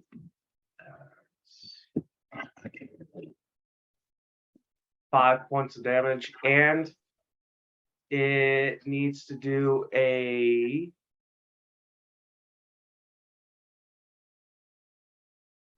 strength saving throw or be knocked prone for a DC of 10. It auto succeeds as it is immune to the prone condition. But you did how much damage? That would be. Oh my God. 5 points of damage. Okay, cool. And this And is then sorry. this is bludgeoning damage, I'm guessing. That was bludgeoning. I'm gonna load my crossbow again and fire for a nat 1. Oh boy. Goodness gracious. Okay. You know what? I lost these for a little while. Like I couldn't find them around the house. So I'm really glad that I did find them before this game. You guys will have to tell me if you hate them or love them. Negative I'll D8 hate my after dice. Does that count? uh one -1 D8 after making a skill check or attack roll. Okay. I think I forgot to make. Well, no, you didn't make an attack roll, and then you haven't made a saving throw, so never mind. You So stop here formulating. I'm going to duck behind the wall, like the opening. I'm going to duck behind it and try and, stealth up. Okay, go. Yeah, you go take some cover. Go ahead and do a stealth check with disadvantage.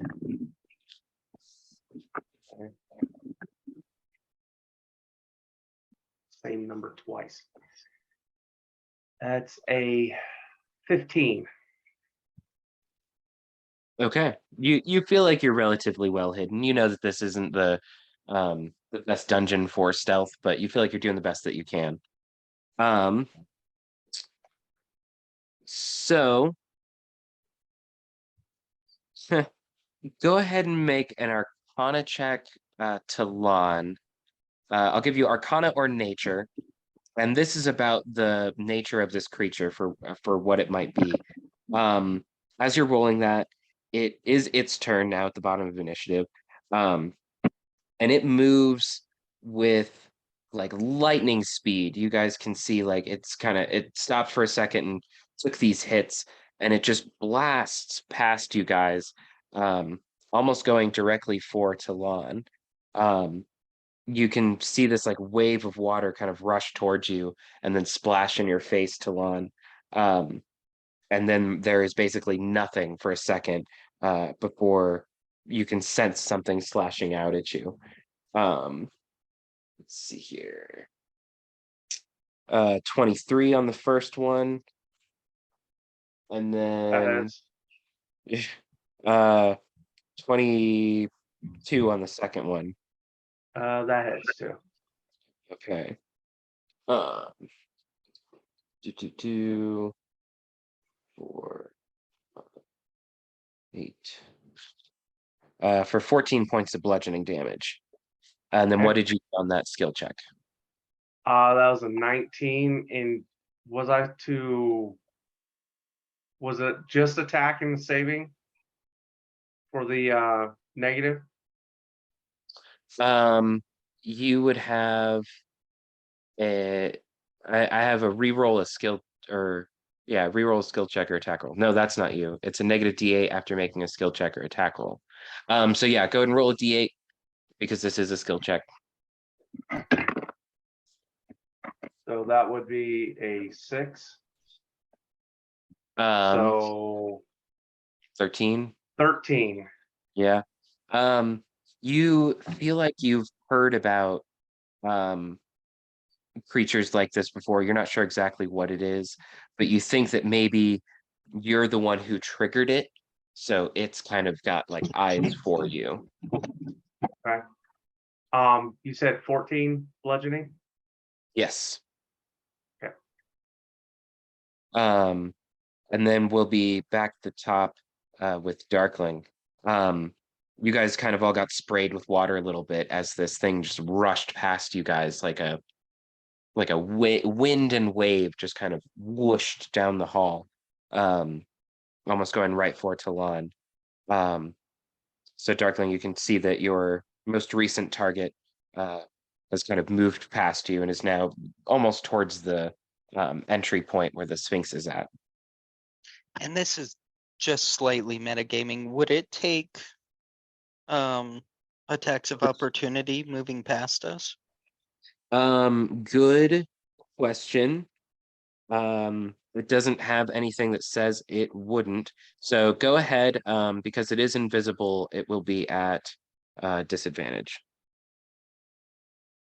Worth a shot. Uh, Not for me, it won't. Okay.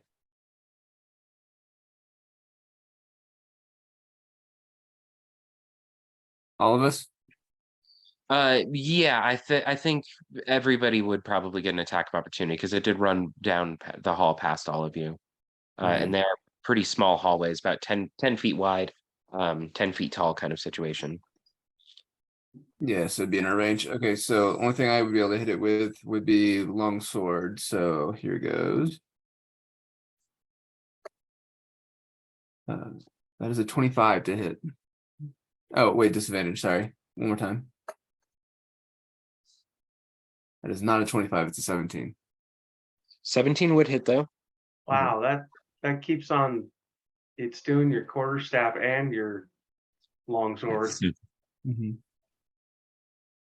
9 damage. Okay. The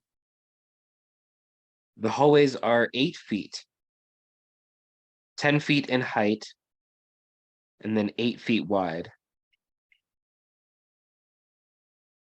Hmm. Oh, and then because of the water, your speeds are reduced by 1/3, is what the book says. We Yeah. haven't been running it that way, and that sounds arduous. So we're not going to do that. Okay, what was that damage again? I apologize. I was reading 9. real awesome. What type of damage do you do? It was longsword, so slashing. Is it a magical longsword? No, just the +1. Just Okay, regular. what that would be a magical. Anytime it's a plus anything, that's technically magical.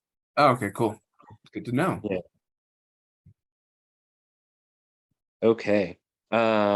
Yeah, you can hear a shriek as it moves by, like it was already making some kind of aggressive noise, and then you catch it with the sword as it goes by. And you can hear just this like blood-curdling scream. Um, Kronos, did you make an attack of opportunity? Did you want to, or did you not? I would try, but I got a 15. That would hit. I had a 19 and a 15, so 15 was a low. Yeah, that would hit. Okay, cool. Do some bludgeoning damage. I got a 5 for damage. Okay. Okay. It was a Damage love is tap. damage. Yeah. Yep. You sure did.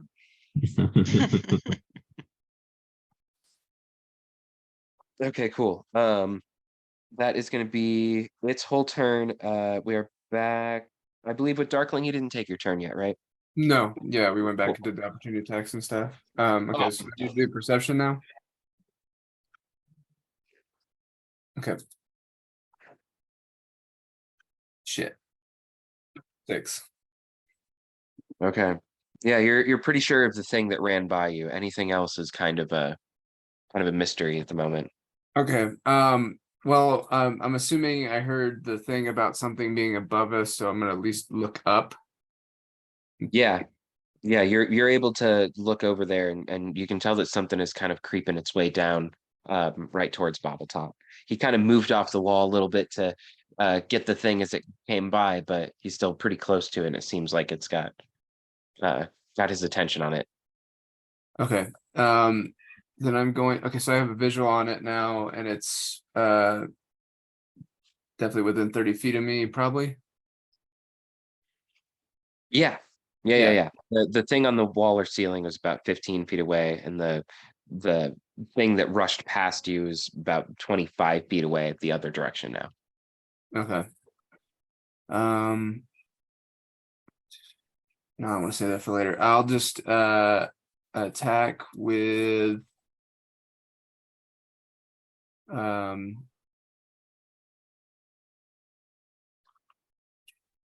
many bars to I'll just do Eldritch Blast again. So 2 beams. Okay. Normal, right? No disadvantage now. On this creature, no disadvantage. Okay. So first one is a nat. Natural 20, Yeah, so 27 to hit. right on. Yeah, that definitely hits it. And then you get a luck card that Nice. I'll shuffle and draw here. What rolls? Holy Yeah. cow. Yeah, the second one was 19, so almost to 20 again. So 26. Damn. Didn't I I don't remember who it was now, but I was looking through everybody's characters. Doesn't somebody have a thing where they can crit on a 19? I can if I've hexed it with my curse, is what I was Right. thinking of doing, but I'm saving that for later because I can only use it Gotcha, once. cool. turn. Yeah. Gotcha. And it's Good just that plan. creature. But yeah, okay, Okay. so then damage. So I like to do and actually we'll kind of start this one. I haven't done this before with this group. I like to do a max damage. So like whatever your damage dice is, you'll do the max damage for that, and then you'll re-roll and then you'll roll your die, and then you'll add your modifier. So Okay. like anytime you get a crit, you definitely get at least the maximum on whatever one die is going to be, and then you can roll another die on top of it. Okay, so we're at 10 plus the 4 for my modifier for 14. So then whatever we get after that, Mhm. or no, it already adds it. So 10 plus 7. So 17 for the first damage. And then the second one, which wasn't a crit, so just straight 8. So 25. Awesome. And then what type of damage is this? Force. Force damage. All right, awesome.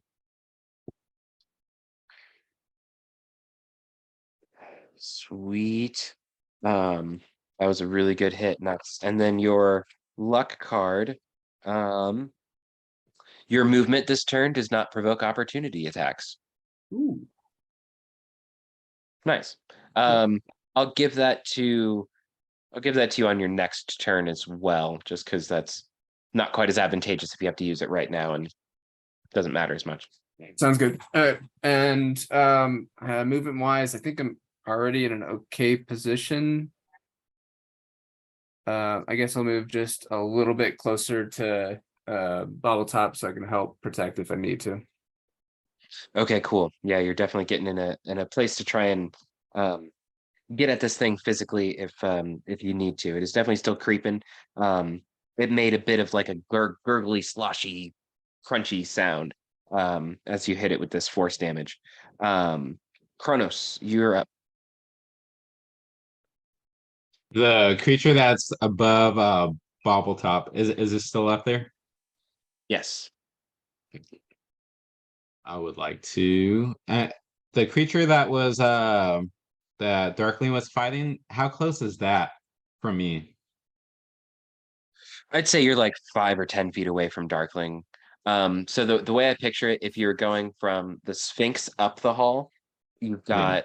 got Talon here at the entrance with like the Sphinx kind of over here behind it, and then you've got the invisible thing in front of Talon, Okay. and then you've got you kind of up the hall about 20-ish feet, 20, 25 feet, and then in front of you is going to be Darkling, who's standing with Bobbletop in front of him.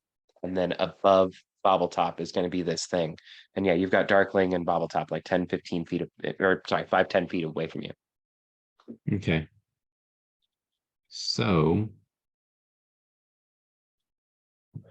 I'm going to work on doing a virtual tabletop for us. It's been a while since I've messed with that, but it might be a little better for combats, especially. I know theater of the mind isn't easy for everybody. the creature up top, how high is he from me? Like 8-ish feet, because it's Okay, crawled cool. down a little bit. So it's like Yeah. all that 8 feet. I'm gonna cast a oh wait. Am I reading this wrong? You create a lesser lightning. Yes, I'm gonna do lightning lure. It hits up to 15 feet from me. It says you create a lash of lightning energy that strikes at one creature of your choice. But it says I can see. So can I see this creature? Or is it still just black? Yeah, I can see it. Okay. You've all noticed it at this point. Yeah, it's become pretty Okay. evident. You need to make a strength saving throw of 13. Okay. It has one good skill, and I think that's it. Rank. Okay. And I use the term good very loosely. I did roll an 18 for yeah, higher than your spell DC. Okay, it's fine. I'm going to hold on. Has any of my teammates taken damage by any chance? Not really. Talon has, Okay. but not a whole lot. Okay. I'll probably Damn, save I'm it. screwed. Okay, I'll end my turn. I think that's good for right now. Okay. Bobble Top, you're up. As it was pointed out by the rogue, I look up as a free action and scream, "Oh! Oh, by Morden's beard!" Um, I understand a colleague has run in to help me. I'm paying no attention. I am running away. And even if he doesn't understand, that might invoke attack of opportunity, he's running.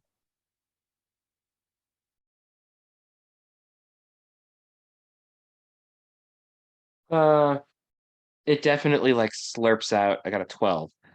It like slurps out a little bit. You can see some of it kind of like you guys know like magnetic putty. You ever see magnetic putty held up to a magnet? It's kind of like that. It just like unearthedly kind of reaches out a little bit as you run and get away. Yeah, runs right past the person trying to help me, doesn't care, gets behind Kronos. And from behind Kronos, he kind of peeks out, snaps his fingers, and casts Firebolt at that same thing. Okay. So go ahead and roll an attack. This will be a straight attack. 17. That hits. 9 damage. Oh, yeah, 9 damage. Okay.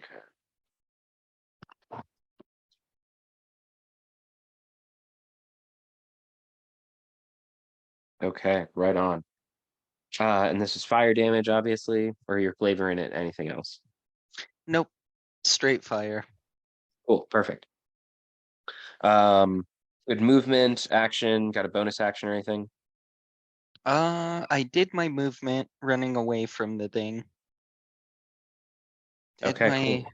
action firing the firebolt. Would I perchance take damage from the other creature running behind Kronos? No, it tried to reach out at you and it definitely didn't. I'm just wondering if you have a bonus action that you can do. I think there might be. You got 2 weapon fighting, or you can use sorcery points. And some of Right, your and I don't. sorcery points. Yeah, okay. Gotcha, I'm gotcha, good gotcha. on that. So, Awesome sauce. Okay, so we're gonna be up with the black blob that is up in the corner. It's got its sights as it's kind of reached out a little bit. Darkling, you can tell that the weird kind of pseudopod that's reached out has kind of started to turn towards you, and it slops onto the wall to pull itself closer. And it starts moving down this wall, kind of like folding over itself. It almost looks like it's falling, but it's like catching itself and moving down. I don't know if you guys have ever seen those sticky frog things that like kind of collapse and fall down the wall, but it's a little bit like that. Um, and it's gonna reach out and try to attack you. I am rolling nice tonight. 21. That hits. Okay. So it's gonna do 9 bludgeoning damage and 18 acid damage. Okay. And then what kind of armor are you wearing? Mithril. Okay, cool. You can you can tell that when it hits your armor, like some of the like leather straps or like the cotton like cloak or whatever clothes you may be wearing, begins to kind of sizzle and dissolve just a little bit as this thing like strikes out and some of the goo is left on you. The mithril luckily is looking pristine as it should, but you take an additional 18 acid damage. Okay, so what 18 plus what was the other one? 9. Okay, so 27. Got it. That was max damage, by the way. Because I've rolled max on die. So it's not always going to deal that much damage, just to put that one out there. I know that was kind of a nasty hit. Yeah, no worries. Okay, that is its whole move. It is now much closer to the floor, but still on the wall, kind of reaching out, smacking at Talon, kind of grabbing you and sticking at you. Oh, sorry, not Talon. I'm sorry. Darkling. Talon, you are up next. One sec. Yes. Sorry, I forgot I had absorbed elements with getting hit with a acid damage is on there. I thought it was not on there, but it is on there. Okay. Does that Love have that it? spell. Yeah, the spell captures some of the incoming energy, lessening its effect on you and storing it for your next melee attack. You have resistance to triggering damage type until the start of your next turn. Also, the first time you hit with a melee type, on your next turn, the target takes an extra 1d6. The Damn. damage type. Yeah. Nice. Okay. I'm guessing that doesn't reduce my damage now, though. It's reactionary. Yeah, so yeah, no. To the start of my next turn. Yeah, I will hold off on that actually. Okay. Talon, it'll be your turn.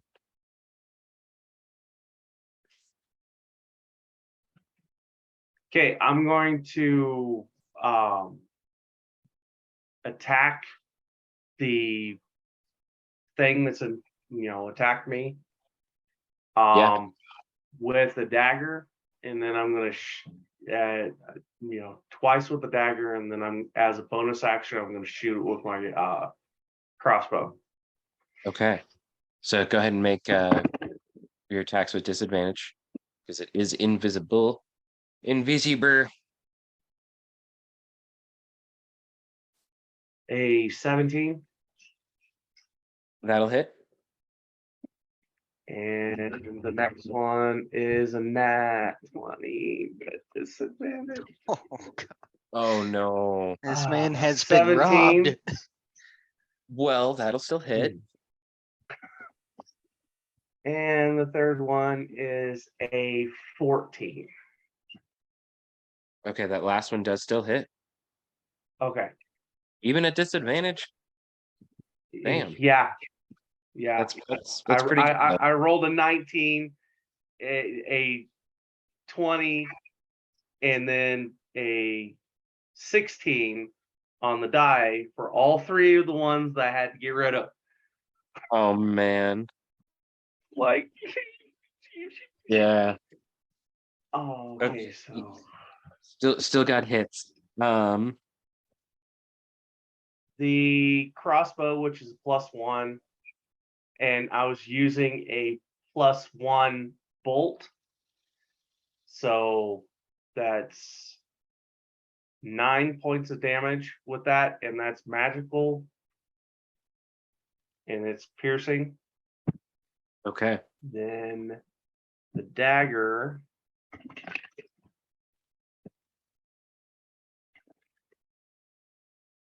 And that's both of them are 5 points of damage.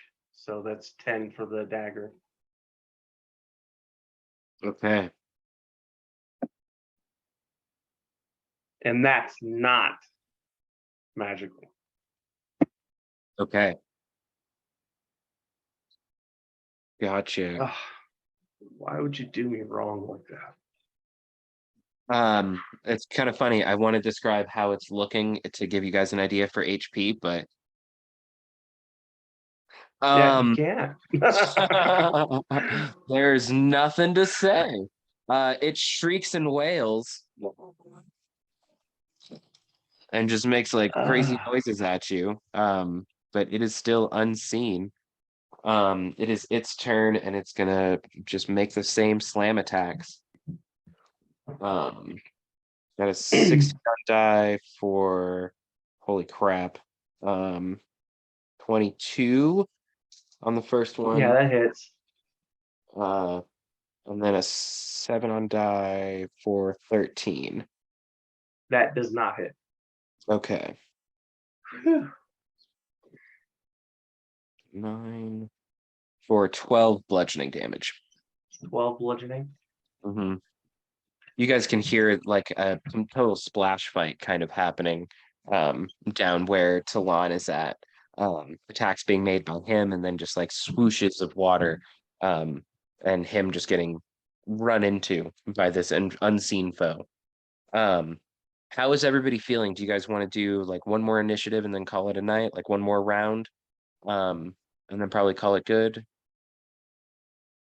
I could do one more round for me. Awesome sauce. Okay. Sounds So cool. We'll be back at the top with Darkling. You've got this kind of black ooze thing in front of you, and then you know that Talon is down the hall, kind of working on some unseen foe. It's up to you what you'd like to do. I'm gonna go Get after the thing beat right in Crap front of me. out of. I'm gonna go after the thing right in front of me that just hit me pretty hard. And so bonus action. Well, actually, sorry, sheath my longsword. Bonus action, shadow blade. Hmm. Okay. And then that just summons the shadow blade, and then attack action will be to slice it with the shadow blade. Right on.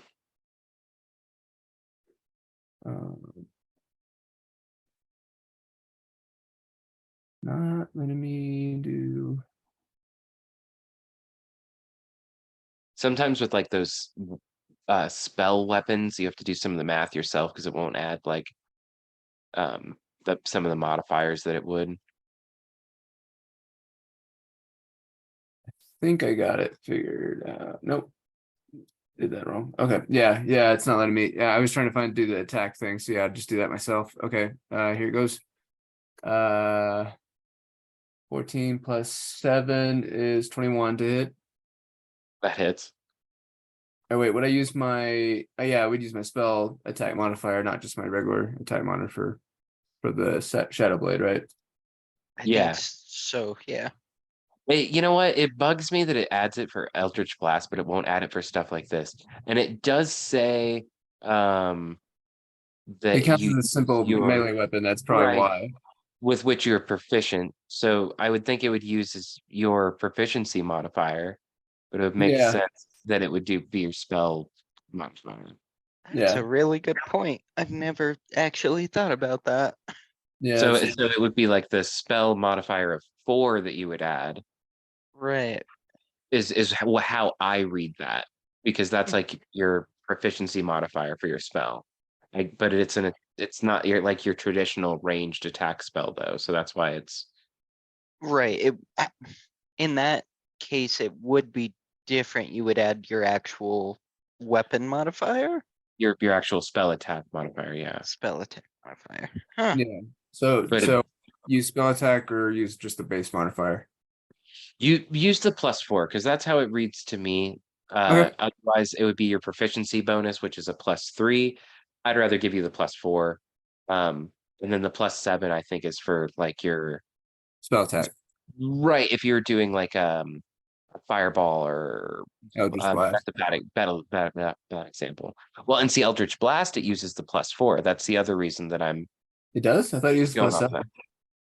Eldritch Blast has a +4. Oh, I'm sorry. For the hit, it has a +7. For the damage, it has a +4. That's why where I Yeah, was looking at that. Yeah, that's what I was trying to figure out to see if it hits first because it is a melee. It doesn't. Just didn't auto roll for me for doing an attack like the other ones do for some reason. So I would assume it would hit with your spell No, you're right. modifier. You're right. It would be the attack modifier for the hit because it's an attack. Oh boy, that got way too crunchy. So go ahead, roll 20. Add a 7 because that's your spell attack modifier. We'll go with that. Okay, so 21. So what I thought originally. Okay, cool. Yeah, I'm sorry, man. You're good. I just wanted to confirm before I just say, hey, I got over 20. Yeah.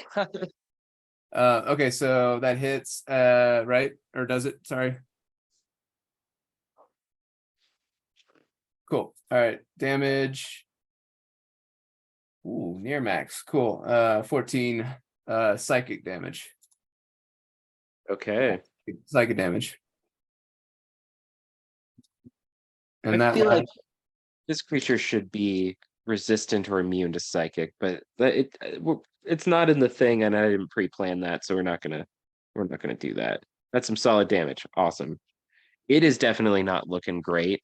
It has been withered away a little bit. There are these like drips of this acidy goo that have kind of fallen off into the water. cool. That's all I can do. Okay. Kronos, you are up. How's that slimy thing looking? Not amazing. It definitely is taking some points. Okay. And what's the distance from me to it? Say like 15, or I'm sorry, 10 feet. Oh, damn it, I keep doing that. Okay. I keep thinking 5 to 10 and it gets combined into 15. That's funny. I got a question on Booming Blade. I had to use two actions, right? Like action to activate it and then to attack with it, correct? I think Booming Blade might be that way. Typically, it's like a bonus action to do them, so I would be surprised if it's not a bonus action. Right. Yeah, I think Booming Blade is just to activate it. Because it doesn't trigger until something happens. I think so too. Here, I have the book for it. Blade. No, it's one action to cast. Mhm. Yeah, so you'd have to do an action to cast it and then an action to actually hit with it. Interesting. So I'm gonna cast Chromatic Orb then on that slime. Nice. That- I'm gonna use my luck. I got a 7 on that one. I'm gonna cast luck and do that again. I got a 17. Does that hit? Oh yeah. Okay, cool. I'm gonna make this one a ball of lightning. And the damage is 13 on damage. Lovely. Very lovely. So, if you guys hadn't been able to guess what this is, you might be able to now. As this chromatic orb kind of begins to form and spark and eventually zaps this ooze, um, Hmm.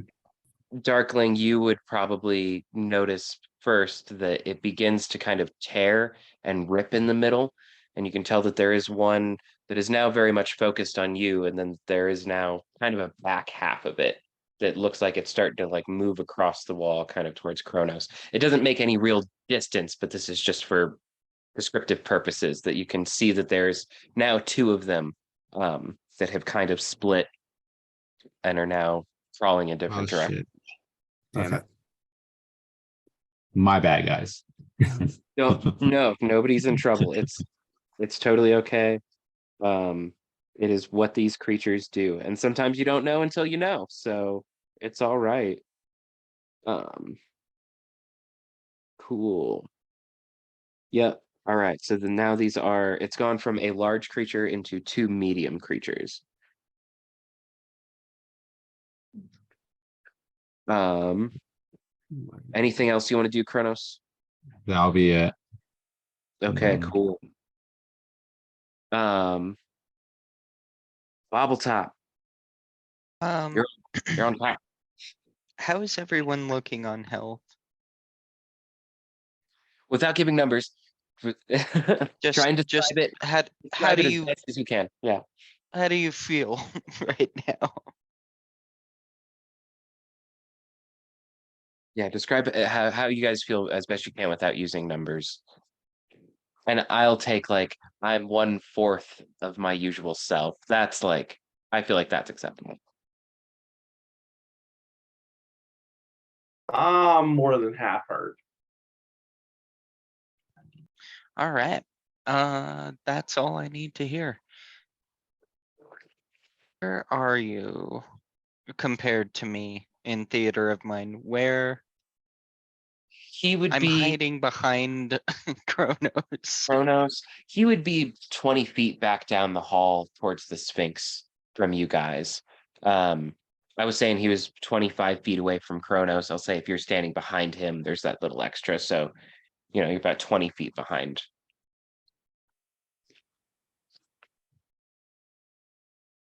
Yep. I'm going to run. Oh, and he's fighting something, isn't he? Yes. You can tell that he is engaged. It's almost like it's like from a distance it kind of seems like a crocodile doing a death roll kind of thing in the water, just like Holy lots of cow. flashing and flailing and Playing my character, I think I'm actually pretty oblivious to it. I'm gonna run right up to him, maybe giving advantage for a possible sneak attack, but not knowing so. you're going to help out, regardless of what that means. Yeah. And then I will 30 feet. Let me see here. What's this touch? Okay. Well, I'm gonna run to the side of him and cast Cure Wounds at level 1.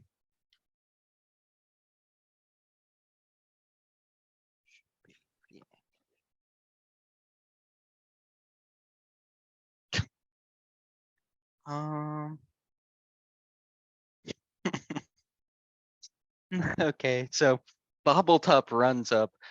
You need to stay alive in order to save me. Past the immediate danger, touches your shoulder and gives you 5 health.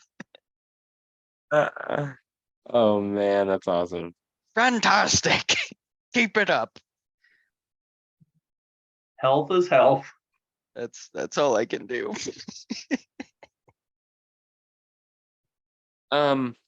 For roleplay purposes, Bobbletop, go ahead and make a wisdom saving throw. Wisdom save. Ooh. And then to use the bad luck card, there's a -3 on it. Okay. -3, it's gonna be a 2. Oh boy. Yeah, you can't see the thing that you are currently afraid of, so you can't mechanically be under the fear condition, but you're definitely afraid of it.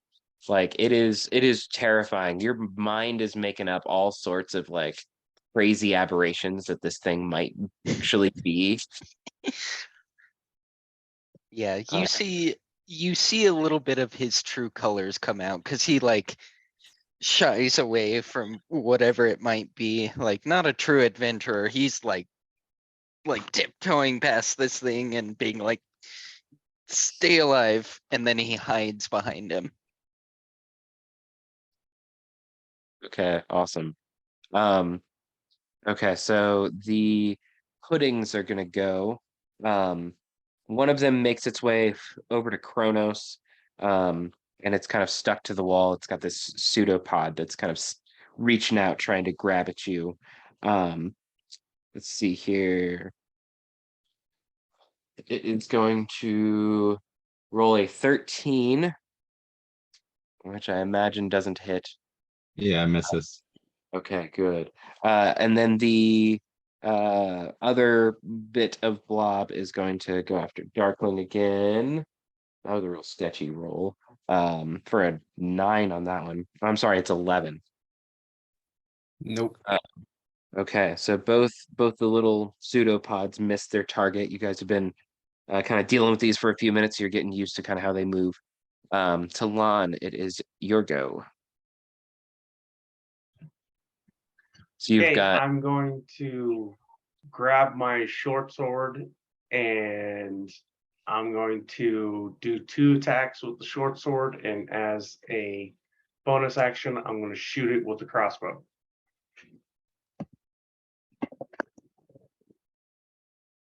And set disadvantage.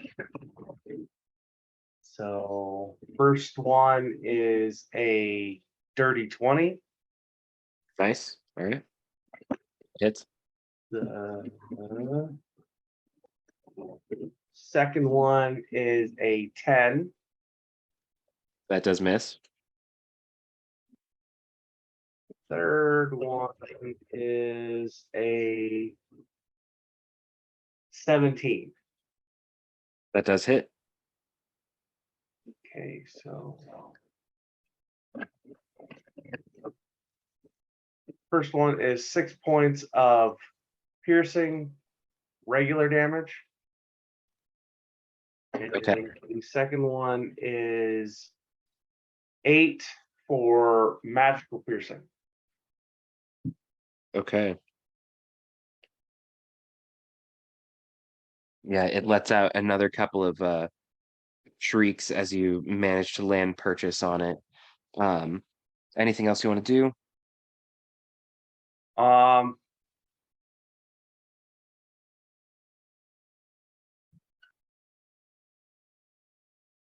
I will try and disengage from this creature and move behind him who is hiding behind me. Okay. Okay. So you guys are almost doing like a Looney Tune sort of situation of using each other as a human shield, just kind of backing up. Um, I'm a rogue. Nobody's hiding behind me. It's fantastic. Just Nobody- fantastic. Nobody hides behind the rogue. Nobody uses the dwarf as a shield. Okay. Dwarf is supposed to be sturdy. Unfortunately for you, Bobbletop, Talon has irritated this thing and then put you in front of it. So its slam attacks are coming at you, even though they're really aiming for Talon. I Definitely love it. getting the brunt of this. 17 for the first hit. That'll hit. God, and then I rolled an 18 for 26. I guess that'll 24. hit as well. That was bad math. 24, but that's not all that off. Still hits. Okay. I'm sorry, but not sorry. No, you shouldn't be. It's awesome.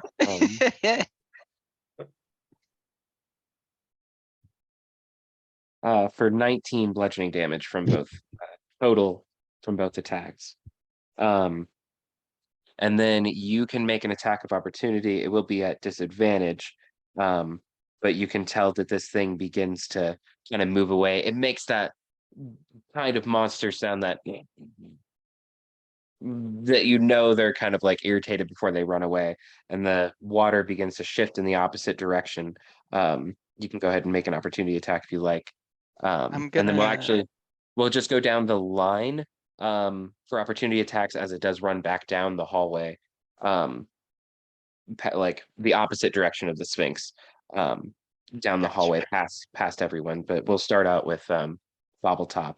Go ahead. Okay. Let me see if I hit so I can get my narrative correct. With disadvantage, oh, that's not gonna hit. Wait a second. I'm gonna use my D20, succeed on an attack roll. Hell yeah. I'll cross that off my list. Love it. Yes. Good use. Good use.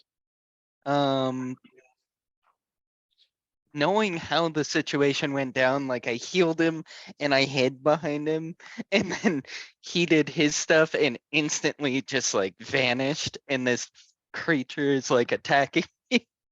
Did some good damage, and I just threw my hammer at it as it was running away. Hell yeah. You definitely managed to land purchase on it. You can see the footsteps sort of stumble a little bit. That's right. I attack for 3 damage as it runs away from me. Hell yeah. Damage is damage. Okay. And then Chronos would be next, and then we'll get Darkling your opportunity attack. And then Talon would get one, but you disengaged. Okay, so it's my turn. Yes. I would like to cast Bless over the party, actually. I think you did that before combat and we've forgotten about it. I did Uh, guidance. I did guidance on Talon Okay, and we have going through the forgotten. hallway. Yeah. So that was tables bad, I guess. DM bad too, because I didn't remember myself, but That's cool. anyway, so uh, I'll give it to you. Yeah, I'll give it to you. Why not? We're at the end of the sesh here. Usually on an opportunity attack, you wouldn't get a like a spell, it would just be the attack, but Okay.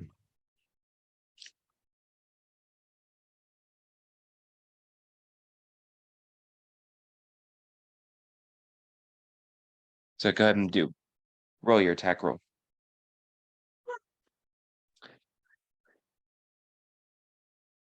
It depends kind of on what you're doing.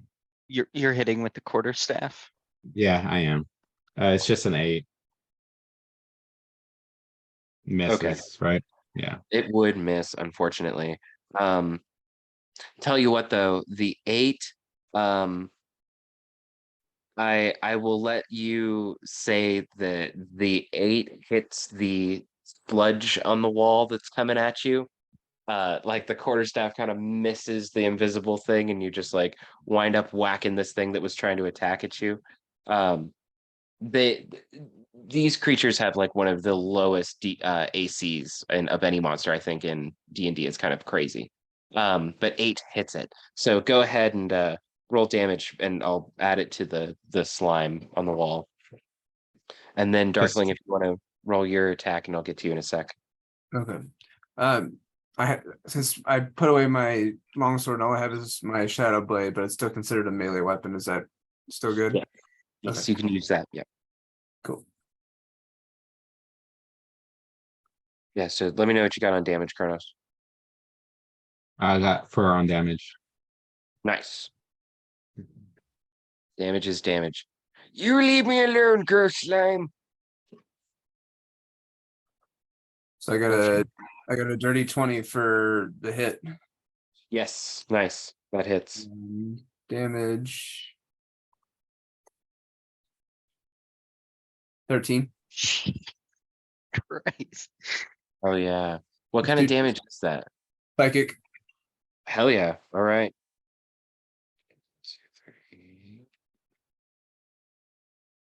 This time Yeah. I think I'm not immune to it. Yeah, it is not immune or anything. It has nothing against psychic. Okay, it definitely ran away in a pretty good time. Leaving you guys just with the couple of blobs on the wall. We'll get back. I don't think that'll take too long to get through. We could probably do one more round and they would be dead. We'll just kind of run through that next time so that we can get out of here at a pretty reasonable time for you guys. Thank you for joining us, and we will catch you guys soon for more adventures. I'm just going to stop the recording for a sec. We'll catch you for more adventures in White Plume Mountain, and stay tuned for more. Thanks, guys.